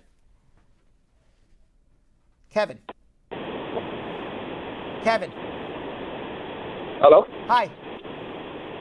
I have a question. You hear me? I do. Yeah. I recently have a case with USCIS, and it was denied in 2018, but I refiled with my lawyers. So I have an interview coming up. How much % you can say am I going to get that green card? All right, so let me get this question straight so I can give you an exact answer. You recently, this is the information that you have provided to me. You have recently got a case denied. You have now hired a lawyer. Yes, in 2018. 2018, you have now hired a lawyer to refile. And I refiled. To refile, and you would like to know the percentage chance that case is going to get approved. That is your full question. Yes, but I've been divorced. I divorced. Magic 8 Ball. Magic 8 Ball. This man. I don't know anything about this man. I don't know what case he's talking about. I have no idea why it was denied. He just wants to know a percentage of when he what is the percentage? Okay, Magic so 8 Ball says, as I see it, yes. Okay, so it's an I-751 to remove condition. We have more information. Yes. 1 second. Stop. Yes. Stop. Vanessa, take this down. We're getting more information that maybe I can answer the question now. Okay, go ahead. Go ahead. Yes. So, or maybe I should tell her from the start. No, just tell me the things you need to know. Tell me the things I need to know. Let's start with the application that you're applying for. I-751 Yes. to remove condition of residency after my 2 years green card. It been expired from 2016. So in 2018, I've been getting a denial. Why were you denied? Okay, so I did file for battering and extreme cruelty. So I do an interview, and they said I didn't have enough evidence to prove that I go to extreme cruelty. Exactly. You filed, when you go to remove the conditions of your permanent residence, there are 3 ways to do it. You file jointly with your spouse, you file based on a divorce alone, or you file based on abuse. For the I-751s, I can tell you, and I hope this wasn't the case, unless, God forbid, you were in the hospital, the level of abuse that you got to show, they rarely ever approve those cases. That's why I always suggest do it on a divorce. So hopefully now you are divorced. Is that correct? Yes. Okay. No, it's finally. Now you have a divorce, and you have refiled that application again, and you have not been put in removal yet, correct? No. Okay. No. So as long as you can prove it was a bona fide marriage and you are divorced, your case gets approved 100%. If you cannot prove it's a bona fide marriage, then it's 0%. I don't know. I have no idea whether you can prove it, and I don't know anything about you. So now you want to list to me. You can give me a list because we have all the time in the world. You can give me a list of everything. No, you can't give me a list. But what proof quickly do you have that it's a real marriage? Okay, I sent to them a joint tax. I sent proof that we live together. I sent a receipt that we bought stuff together. I sent a mail that we live together. Let me ask you a question, Kevin. Bottom line, between me and you and the thousands of people watching, you live with this lady? Okay. You live with this lady? It's a real marriage? This was a real marriage? Yes. If it's a real marriage, 100%, you're telling me it's a real marriage, then I can tell you 100% it's easy to prove that. Okay? So I think so my answer is I think you would get approved if you have a good lawyer. So hold on one second. Yeah, and then I have an interview. I just answered your question. If it is a real marriage, it's easy to prove it's a real marriage. Okay, you just told me it's 100% real marriage. It should be easy to prove. And by the way, based on what I heard, they didn't say on the last denial they didn't believe it was a real marriage. They said they didn't believe abuse. So on this particular case, you've already proven it's a real marriage, and now you're showing up with a divorce. Much easier. So I think you should get approved. I'm being honest with you. All right? Yes, and then another thing, Brad. One quick question, and that's it. Yes. Okay, so I sent that thing that I sent. That's what I sent, but I missed only a couple of things. But we did have a bank account together. But when I tried to retrieve it, they said they can't give it to me without her because I was the beneficiary. That's the only thing I missed. Then you can't. I mean, you can only submit what you have. Okay, but if it's so a real that marriage, would be a problem. I don't know. I mean, to me, it doesn't seem like a problem. If you have documentation for everything else, it doesn't seem like it would be a problem.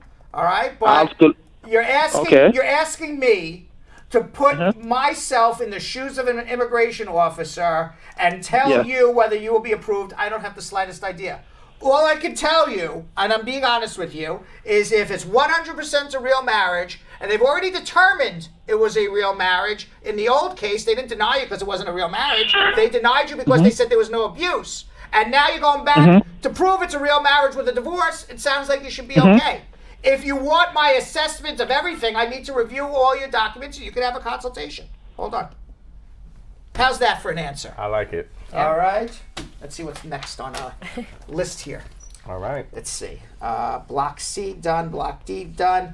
Follow us on Instagram. There it is. There it is. We are live on Instagram at Brad Show Live. You can also follow me at Real Brad Bernstein. So if you didn't get your immigration questions answered, you can always drop me a DM if I know who you are, or I think I know who you are, you're part of the Brad Squad, or you seem familiar, or I mentioned your name any time in my entire life on this show. I'll be happy to answer your question if I can.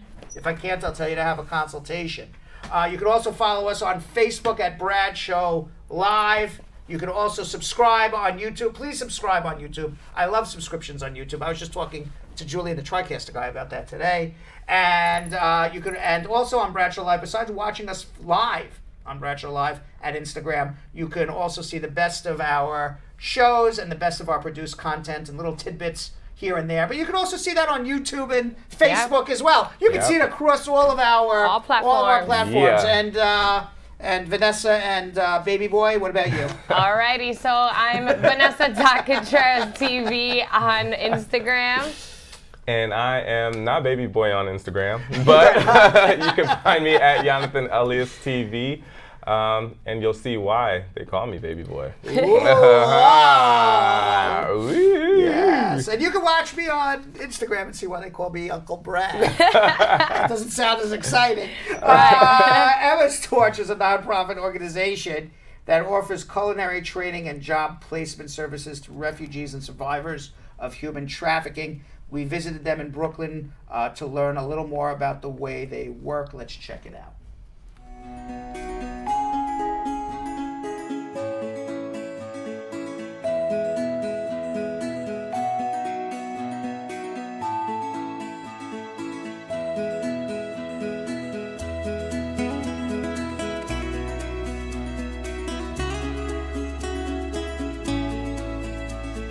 My name is Carrie Brody, and I'm the Executive Director and founder of Emma's Torch.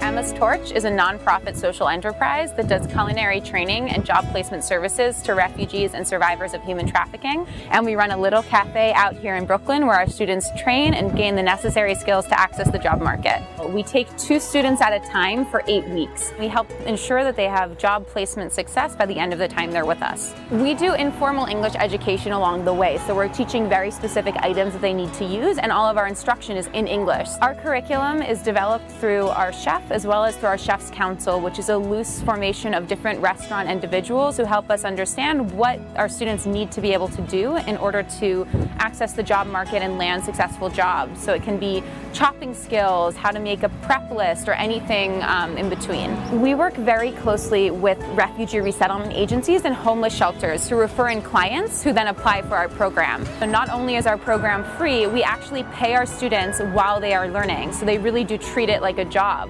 In order for our students to apply to our program, they need to have legal work authorization in the US, and more than anything else, they need to have a passion for food. Our students come from all over the world: Saudi Arabia, Nepal, Pakistan, Afghanistan, Mexico, Honduras, Burkina Faso, Togo, and Guinea.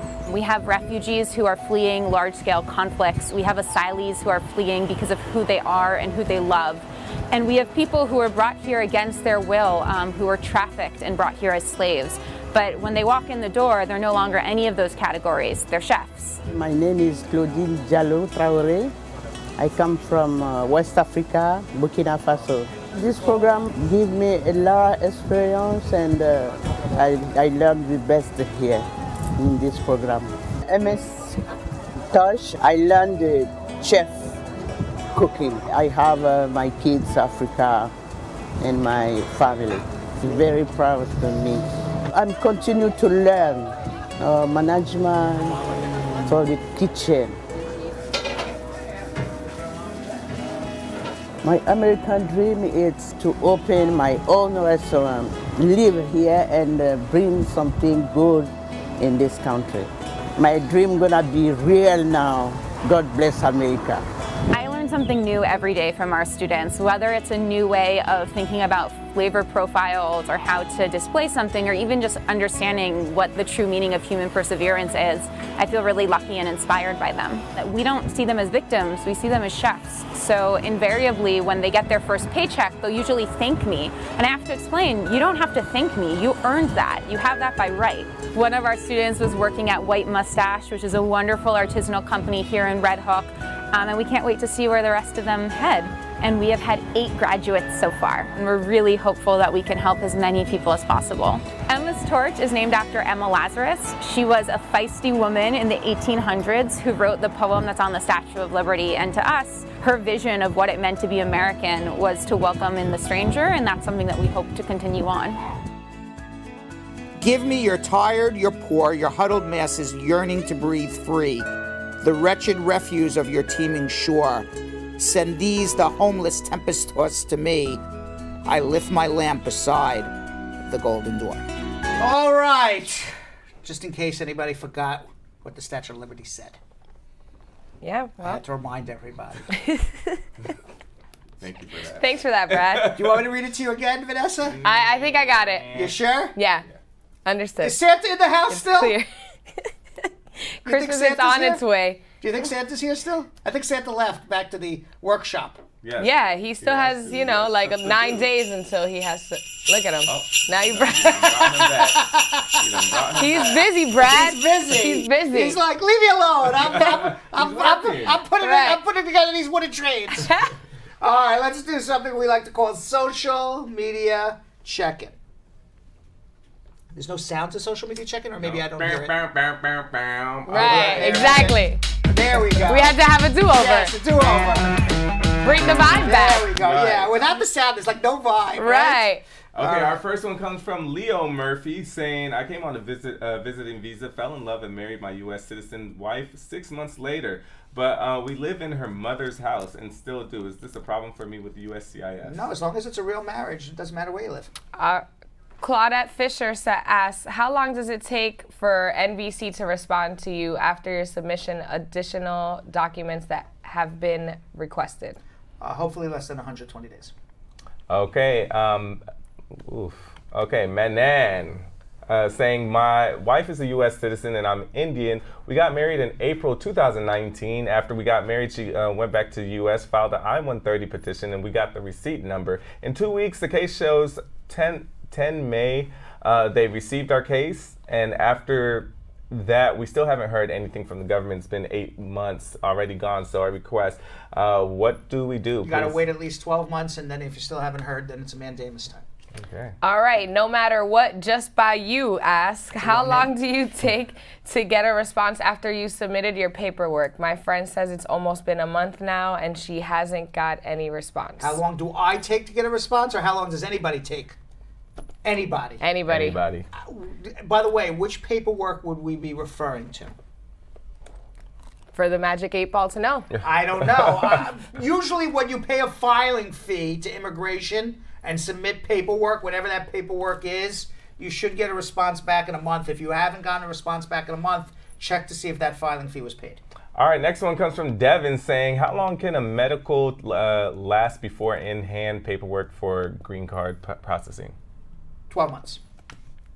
Alrighty, and I have one here from Alex Yasher. He asks, I am currently on an H4 and sent in an EAD work permit, and they sent it back because the cost was incorrect. Do you know the cost? The cost for an EAD, you can do this, which is what I generally do. You ask Google. Google. I can't ask the Magic 8 Ball, but I can ask Google. Google, what is the cost of an I-90? And Google pulls up the I-90 form, and it says filing fee. And it says $455 plus an $85 biometric fee, totally $540. There we go. All right, Amoche saying... Could I just say $540? Yes, but these are questions, it's so much easier to just Google it than ask me and wait, you know? Just Right. go on Google, man. Look up what the filing fee is, right? It's that easy. Yeah. All right, Amoche is saying, is there a way to get a K-1 interview date at the embassy in Kenya? I've been waiting since August for one to open up, but no availability. They just say continue checking. After your case got transferred to Kenya and they still haven't given it to you after 4 months, it's time for a lawyer to get involved. That's called Donald Trump delaying people from Africa. Mm-hmm. Alrighty, I have one from Joseph Roberts that asks, what does it mean when you update to an I-130 petition? It says that you have been transferred to another USCIS office, and that office now has jurisdiction. What are the implications, if any? It means they transferred your case and somebody else is looking at it. There is no implication. It's just what happens. They transfer work around from office to office. Don't look into it. All right, Princess saying, how can one access citizenship from a B1, B2 visa without marriage? You have to get a green card first. So your question is, how do I get a green card? And that requires adjustment. That requires a consultation. All right, and I have one from Monica Law. She asks, can a veteran who is on child support, on Medicare, on food stamp file for his wife? Yes, but if they're on Medicaid for food stamps and health and all that stuff, they're going to have a very, very hard time, if not impossible time, proving that they're going to be able to support you, and you're going to have a poverty guideline issue. Yabelta saying, can I expedite my citizenship application? I have a green card for 5 years. You can't expedite it, but you can file it and do it right, and it's only taking 6-9 months.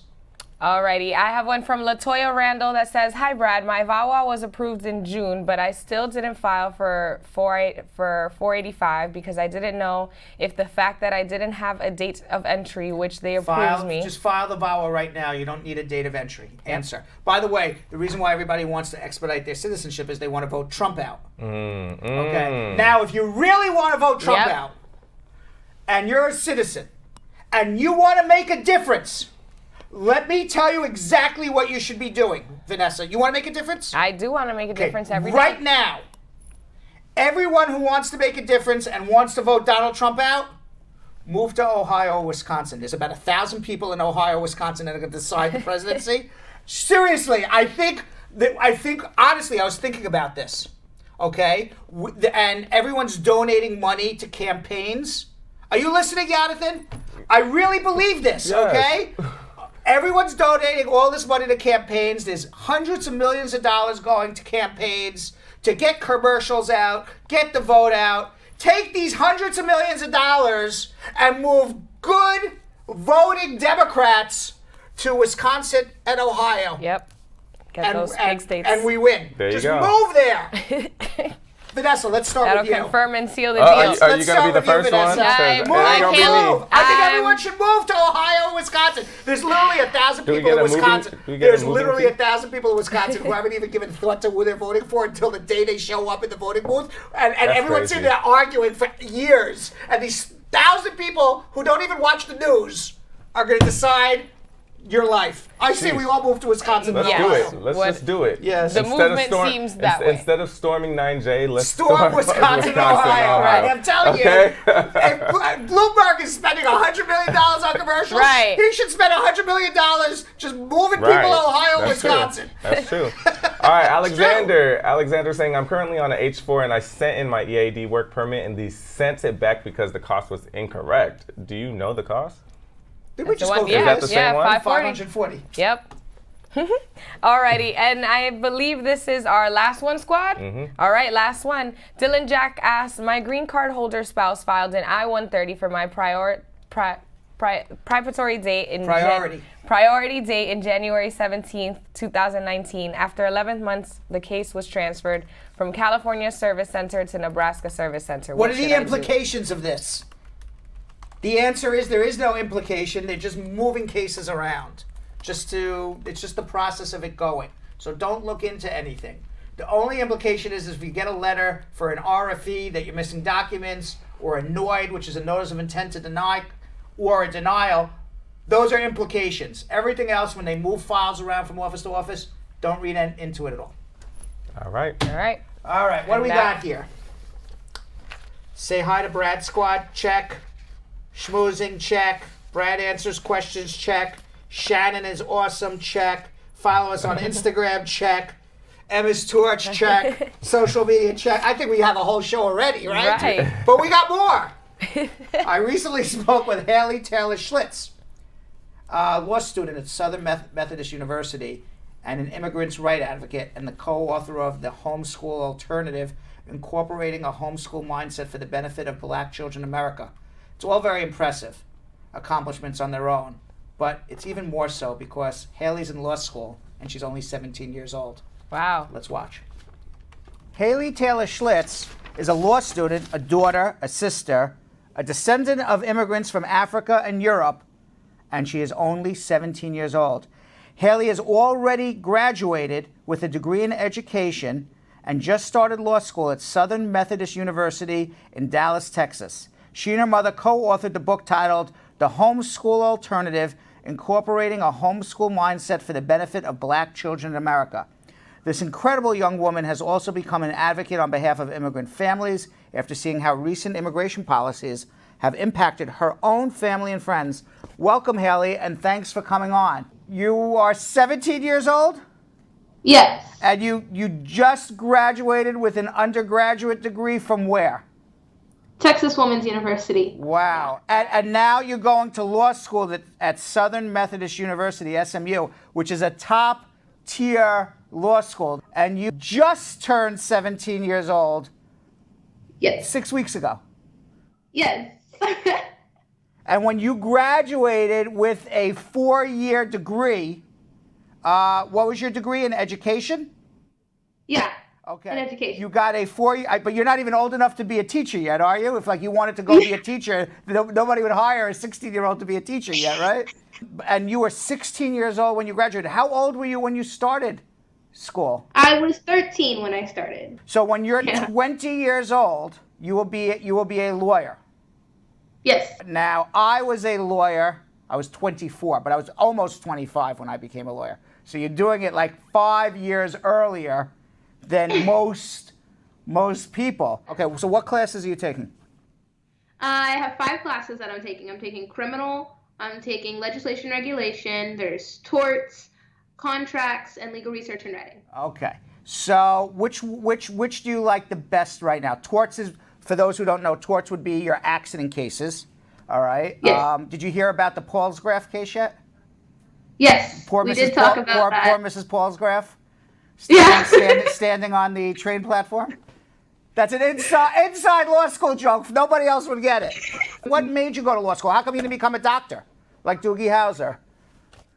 My mom's a doctor actually too, and so originally I was going to at first my major was in chemistry. Actually, I did want to be a doctor, but then I look back more on myself and my own education path and my own journey and how I got to where I was, and I decided that I wanted to be a lawyer because it's one of the top degrees I can get in our nation that will really help me advocate and diversify the gifted and talented program in our public school system.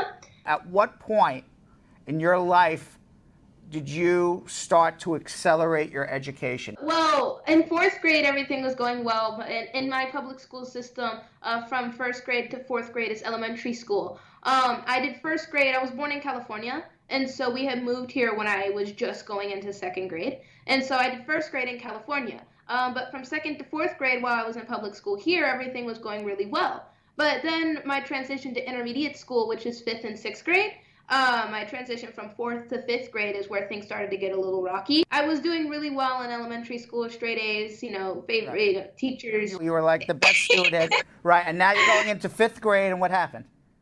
Yeah, and so basically my grades started to fall, and I didn't really care about being smart or being gifted or doing my best. I really only cared about my friends and being able to be pretty or cool or popular. My mom noticed this, and she was like a whole bunch of emotions that she could describe way better, but was nervous and just surprised and just didn't know what was happening.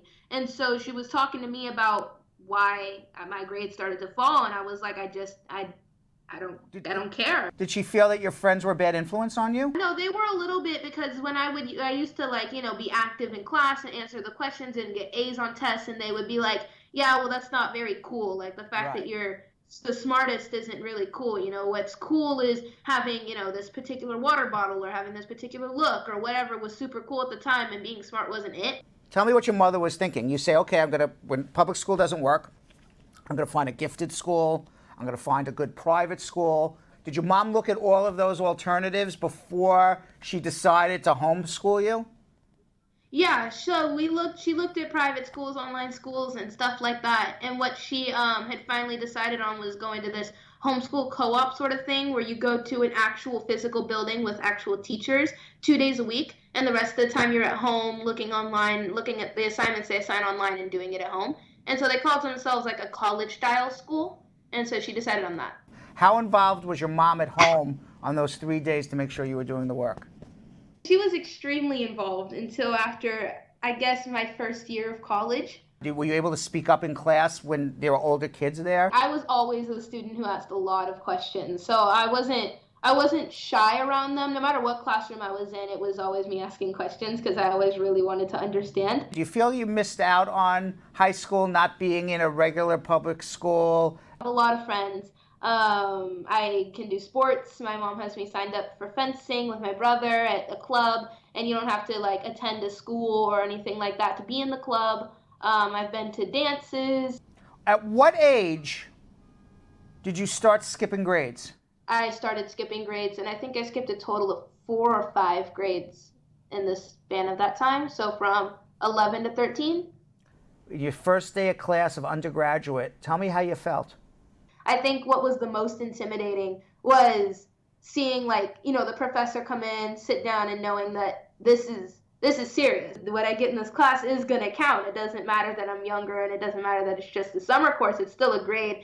And just thinking about that was the most intimidating. Did anybody in college or maybe even in law school now, do you kind of feel like weird, like why are they looking at me? Like I'm the young kid in the classroom, they're looking at me? In undergrad, people, I think they looked at me and knew that I was a little younger. It would come up in like casual conversation, and I'd be like, oh yeah, I'm 14, or whatever, however it came up, and they'd be like, wait a second. In law school, everybody knows that I'm 17, but they don't really talk about it.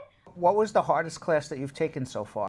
In undergrad, I felt like I had a strong grasp on all of my classes, so there was never really a particular class where I was like, this, I don't know how this is going to go. At law school, I also feel like I have a strong grip on all of my classes. I would say the most difficult class for me is probably legal research and writing. Lawyers write differently than anybody else, but it eventually will come. That was my hardest class in law school too, believe it or not. You got accepted to 9 different law schools. I assume you applied to 9 law schools. You got accepted to all 9. Why did you choose Southern Methodist University to go to law school versus some other of the other law schools that you applied to? A lot of reasons went into that, but I would say the main ones were like the faculty there they're just beautiful people. Everybody there is very accepting. They all want to see me do well. They're, checking in on me often, and they care about me, and so I really, really appreciate that. The students there, like I said, are awesome. They accept me, and they don't, like I said, they don't like bring it up. They don't question me. The campus is beautiful. There's like no flaws about that campus. It's just gorgeous. I heard it's an amazing school. You work with this organization, I'm an Immigrant. Tell me about what this is and how you got involved, because you were born in the United States of America. You yourself are not an immigrant, but you consider yourself an immigrant. I feel like there's a more general sense of immigrant, just like everybody. We're a land of immigrants. And then you also have immigrants who have to go through what America puts them through today. It was unfathomable for me to think that a mother would ever have to tell their children what would happen if she didn't come home one day, what would happen if she got deported from the country. It just seemed outlandish to me. Like, why would you ever make a mother have that conversation with her children? Like, if I'm late to picking you up from school, go to the neighbor's house or something. That just, I don't know. So it didn't truly register with me until recently with everything that's been happening around immigration. And so I feel like that could also happen to my sister. And it like I said, with maturity and my eyes being opened up to these conversations, moms do have to have these conversations. If I don't come home, do this. And that impacts my family in many ways. That's really what got me involved and got me really interested, was my friends and my sister and undergrad, and actually like opening up my eyes to this is actually some people's reality. And it's terrible, but it is. It is. And by the way, you're very well spoken and very well said. Okay, so tell me about your lineage and tell me about what your family does to help your sister embrace her lineage. So my lineage, on my dad's side, his ancestors immigrated here through Ellis Islands, and so German and Irish on his side is where his ancestors came from. And on my mom's side, they came in slave ships. So on one side, you have the American dream, and on the other side, you have the American nightmare, which is, that's my lineage. And then my sister that was adopted from Ethiopia, and we try to incorporate, Ethiopian culture in our house in every way that we can. My mom sees these super cool, Ethiopian cultural things that online, like food or music or dances or the language, and any way that she can really incorporate it, especially into my sister's life. Now, you also have co-authored a book. You're an author as well. It's called The Homeschool Alternative, Incorporating a Homeschool Mindset for the Benefit of Black Children in America. Now, this book is specifically addressed to Black children in America, homeschooling them. Why are you addressing Black children specifically versus just all children? It was specifically targeted Black children, number one, because my mother and I are Black, and my brother and my sister. But then number two was because the Black students are a minority. At the very beginning, when people were thinking of ways to educate our children, minorities were not being thought about. The public school wasn't designed for minorities in mind. Give me an example from either your experience or something you write in your book about what is it in public school counterproductive to a Black child, a Black student, that would not make them succeed, where it's designed for a white child to succeed? Right now, the teacher workforce is primarily white women, and that could be detrimental to students of color and minority students. There's this thing called the Pygmalion effect, where when you expect a student to do well, they do well, and when you don't expect a student to do well, or you expect them to fail, they don't do well or they fail. This whole industry started of education. It wasn't for minority students. It wasn't for Black students. That wasn't who they planned on teaching. That wasn't who they thought would get doctorates and masters. That was crazy. Like, what, teaching a Black student? What do you mean? Like, no. So they didn't think that they had to reflect Black students in any way. They didn't think that they'd have to incorporate Black culture. There wasn't anything like that, because that was crazy. What are some of the strategies that are in this book that you think that homeschooling would be so beneficial, especially to Black children, Black students? Yeah, in the book, it's often mentioned that homeschooling isn't only a practice, but it's also a mindset. Even if you can't necessarily specifically homeschool, because not everybody can homeschool, not everybody has the time, or maybe the money, or the opportunity, or even the knowledge to homeschool. And so even if you can't homeschool your child, you can have a homeschool mindset. And so that's basically where you see every opportunity as a learning opportunity for your student. And so when you're at the store, for example, and there's a sale for pens and it's 50% off or whatever, there's one packet of pens that has 5 pens and another one that has 1 pen in it, you're going to ask your student, or your child in this case, well, which one's the better deal? And things like that is like a homeschool mindset, where like school is everywhere, learning is everywhere. How was it like day to day writing a book with your mom? It was really fun, for starters. I think it was leaning more toward the collaborative side, where almost any opportunity that we had, like if we were in the car or just spending time with each other, we would talk about ideas that we can implement in the book and express what we think about this particular aspect of education or whatever we were talking about. And so, yeah, although we did split up sometimes, here, how about you write this chapter, because my mom may have more knowledge, for example, on how teen brains develop, because she's a doctor, whereas I might have, more to say about modern education in our public school system because I'm younger. And so we could split it up that way, but most of the time it was very collaborative. 6 years from now, where do you see yourself? What are you doing? Gosh, I have a lot of huge goals. I guess in 2025, I want to be a practicing lawyer.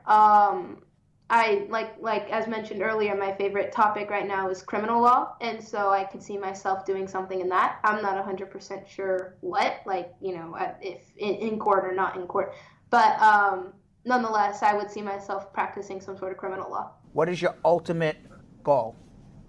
To be a Supreme Court justice. I think you're going to be there. 5-10 years from now, where would you like to see America be?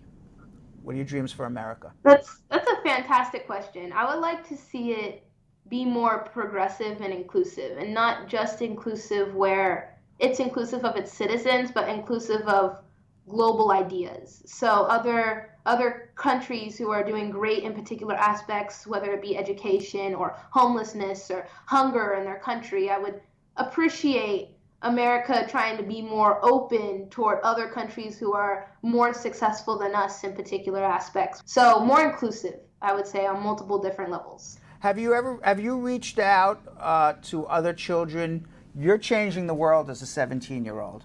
Have you reached out to other children who are changing the world? Like, I don't know. I'm just, Greta Thunberg, who took carbon-free boat across the Atlantic Ocean. Your age. Have you reached out to other children who are like really making a difference, or you're kind of doing your own thing there in Texas?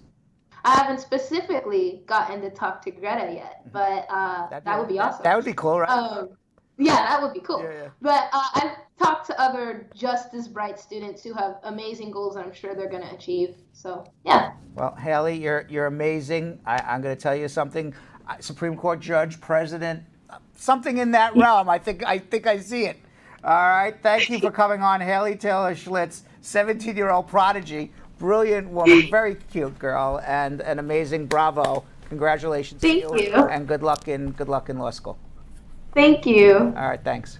Now, I want you to know that was one of the most intimidating interviews I've ever had in my life. Really? When you talk to somebody and you know they're smarter than you, Right? And then on top of that, she's 17. Right. So I mean, I was so intimidated. She's so that sweet, entire too. Sweetest girl. Phenomenal. This girl, woman. She's a woman. Yeah. But it was very intimidating when you know that this person, when you're like the dumbest one in the interview. Yeah.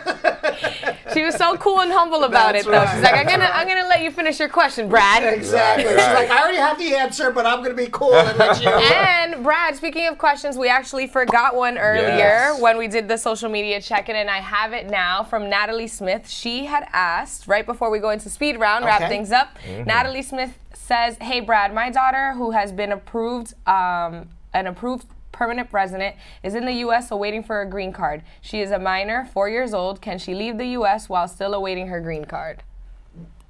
Yes, if she entered the United States, as I assume the question is that she entered the United States with an immigrant visa. I assume that you've already paid that $185 online to have the green card mailed to her. She has a stamp in her passport. She's a lawful resident. She can leave the United States. You can bring her green card down to her. Just she can't stay out for more than 6 months at a time. All right. There's that. So now. Oh, that's speed round. I Goodness gracious. You just stopped talking. Thought the show was over? No, you know what's so funny? I was waiting for I'm so used to waiting for the next question. All right, well, do that, but do it quicker. Yes. All right, Julian, speed round. We're going to do 13 questions, I believe. Yes. In in 1.5 minutes. Yep. Yeah, I thought I was going back to you, but I guess it was to me. It was one of those awkward. Yeah. Awkward. You caught it quick, though, Brad. Yes. You caught it quick. All right. Julian, on who's starting? I will. Okay. Yonathan's first words. Princess says, how can one access citizenship from a B1, B2 visa without marriage? That's a consultation. You're asking how you get a green card. Cindy Albert, will my green card be collected from me the day I go for my N400 biometrics? No, it will be collected when you swear it. Daniel says, how does language barrier affect adjustment of status through marriage? Well, you got to prove it's a bona fide marriage, and if you can't communicate with your spouse, that's going to be a hard time proving it's bona fide. AJ, I have a pending VAWA case, got traffic tickets. Will it harm my case? No, it's a bad driver doesn't say you can't be a green card. Del Rito says, how long does it take in Brooklyn office to schedule interviews? There is no Brooklyn office forever. Cute one. Cute one asks, if a sponsor files for bankruptcy, can that affect your adjustment of status case? No, it's just based on tax returns. Joni said, I did my filing in 2014, June, and still hasn't heard anything from them. June 2014, wait 12 months and call me. Jamrock asks, 2014? Yes. Oh, you're waiting 6 years? Call me now. I don't know who filed, but yeah. Jamrock says, can you leave the U.S. with a felony? Yeah, but you ain't coming back. Cool Deep says, if U.S. citizen filed for his spouse, I-130, and already 8 months gone after we filed, but we haven't heard anything, how long will it take? 12 months and then call me, but it should be before 12 months. Gabriel Palazzo says, hi guys, I'm unmarried. The same is unmarried the same as divorce for immigration purposes? No, divorce is divorce and unmarried is unmarried. Jonathan says, what's the waiting time for a reply from USCIS after filing IFE? What's the what? Oh, God. You know, team, we have one job. 1:30.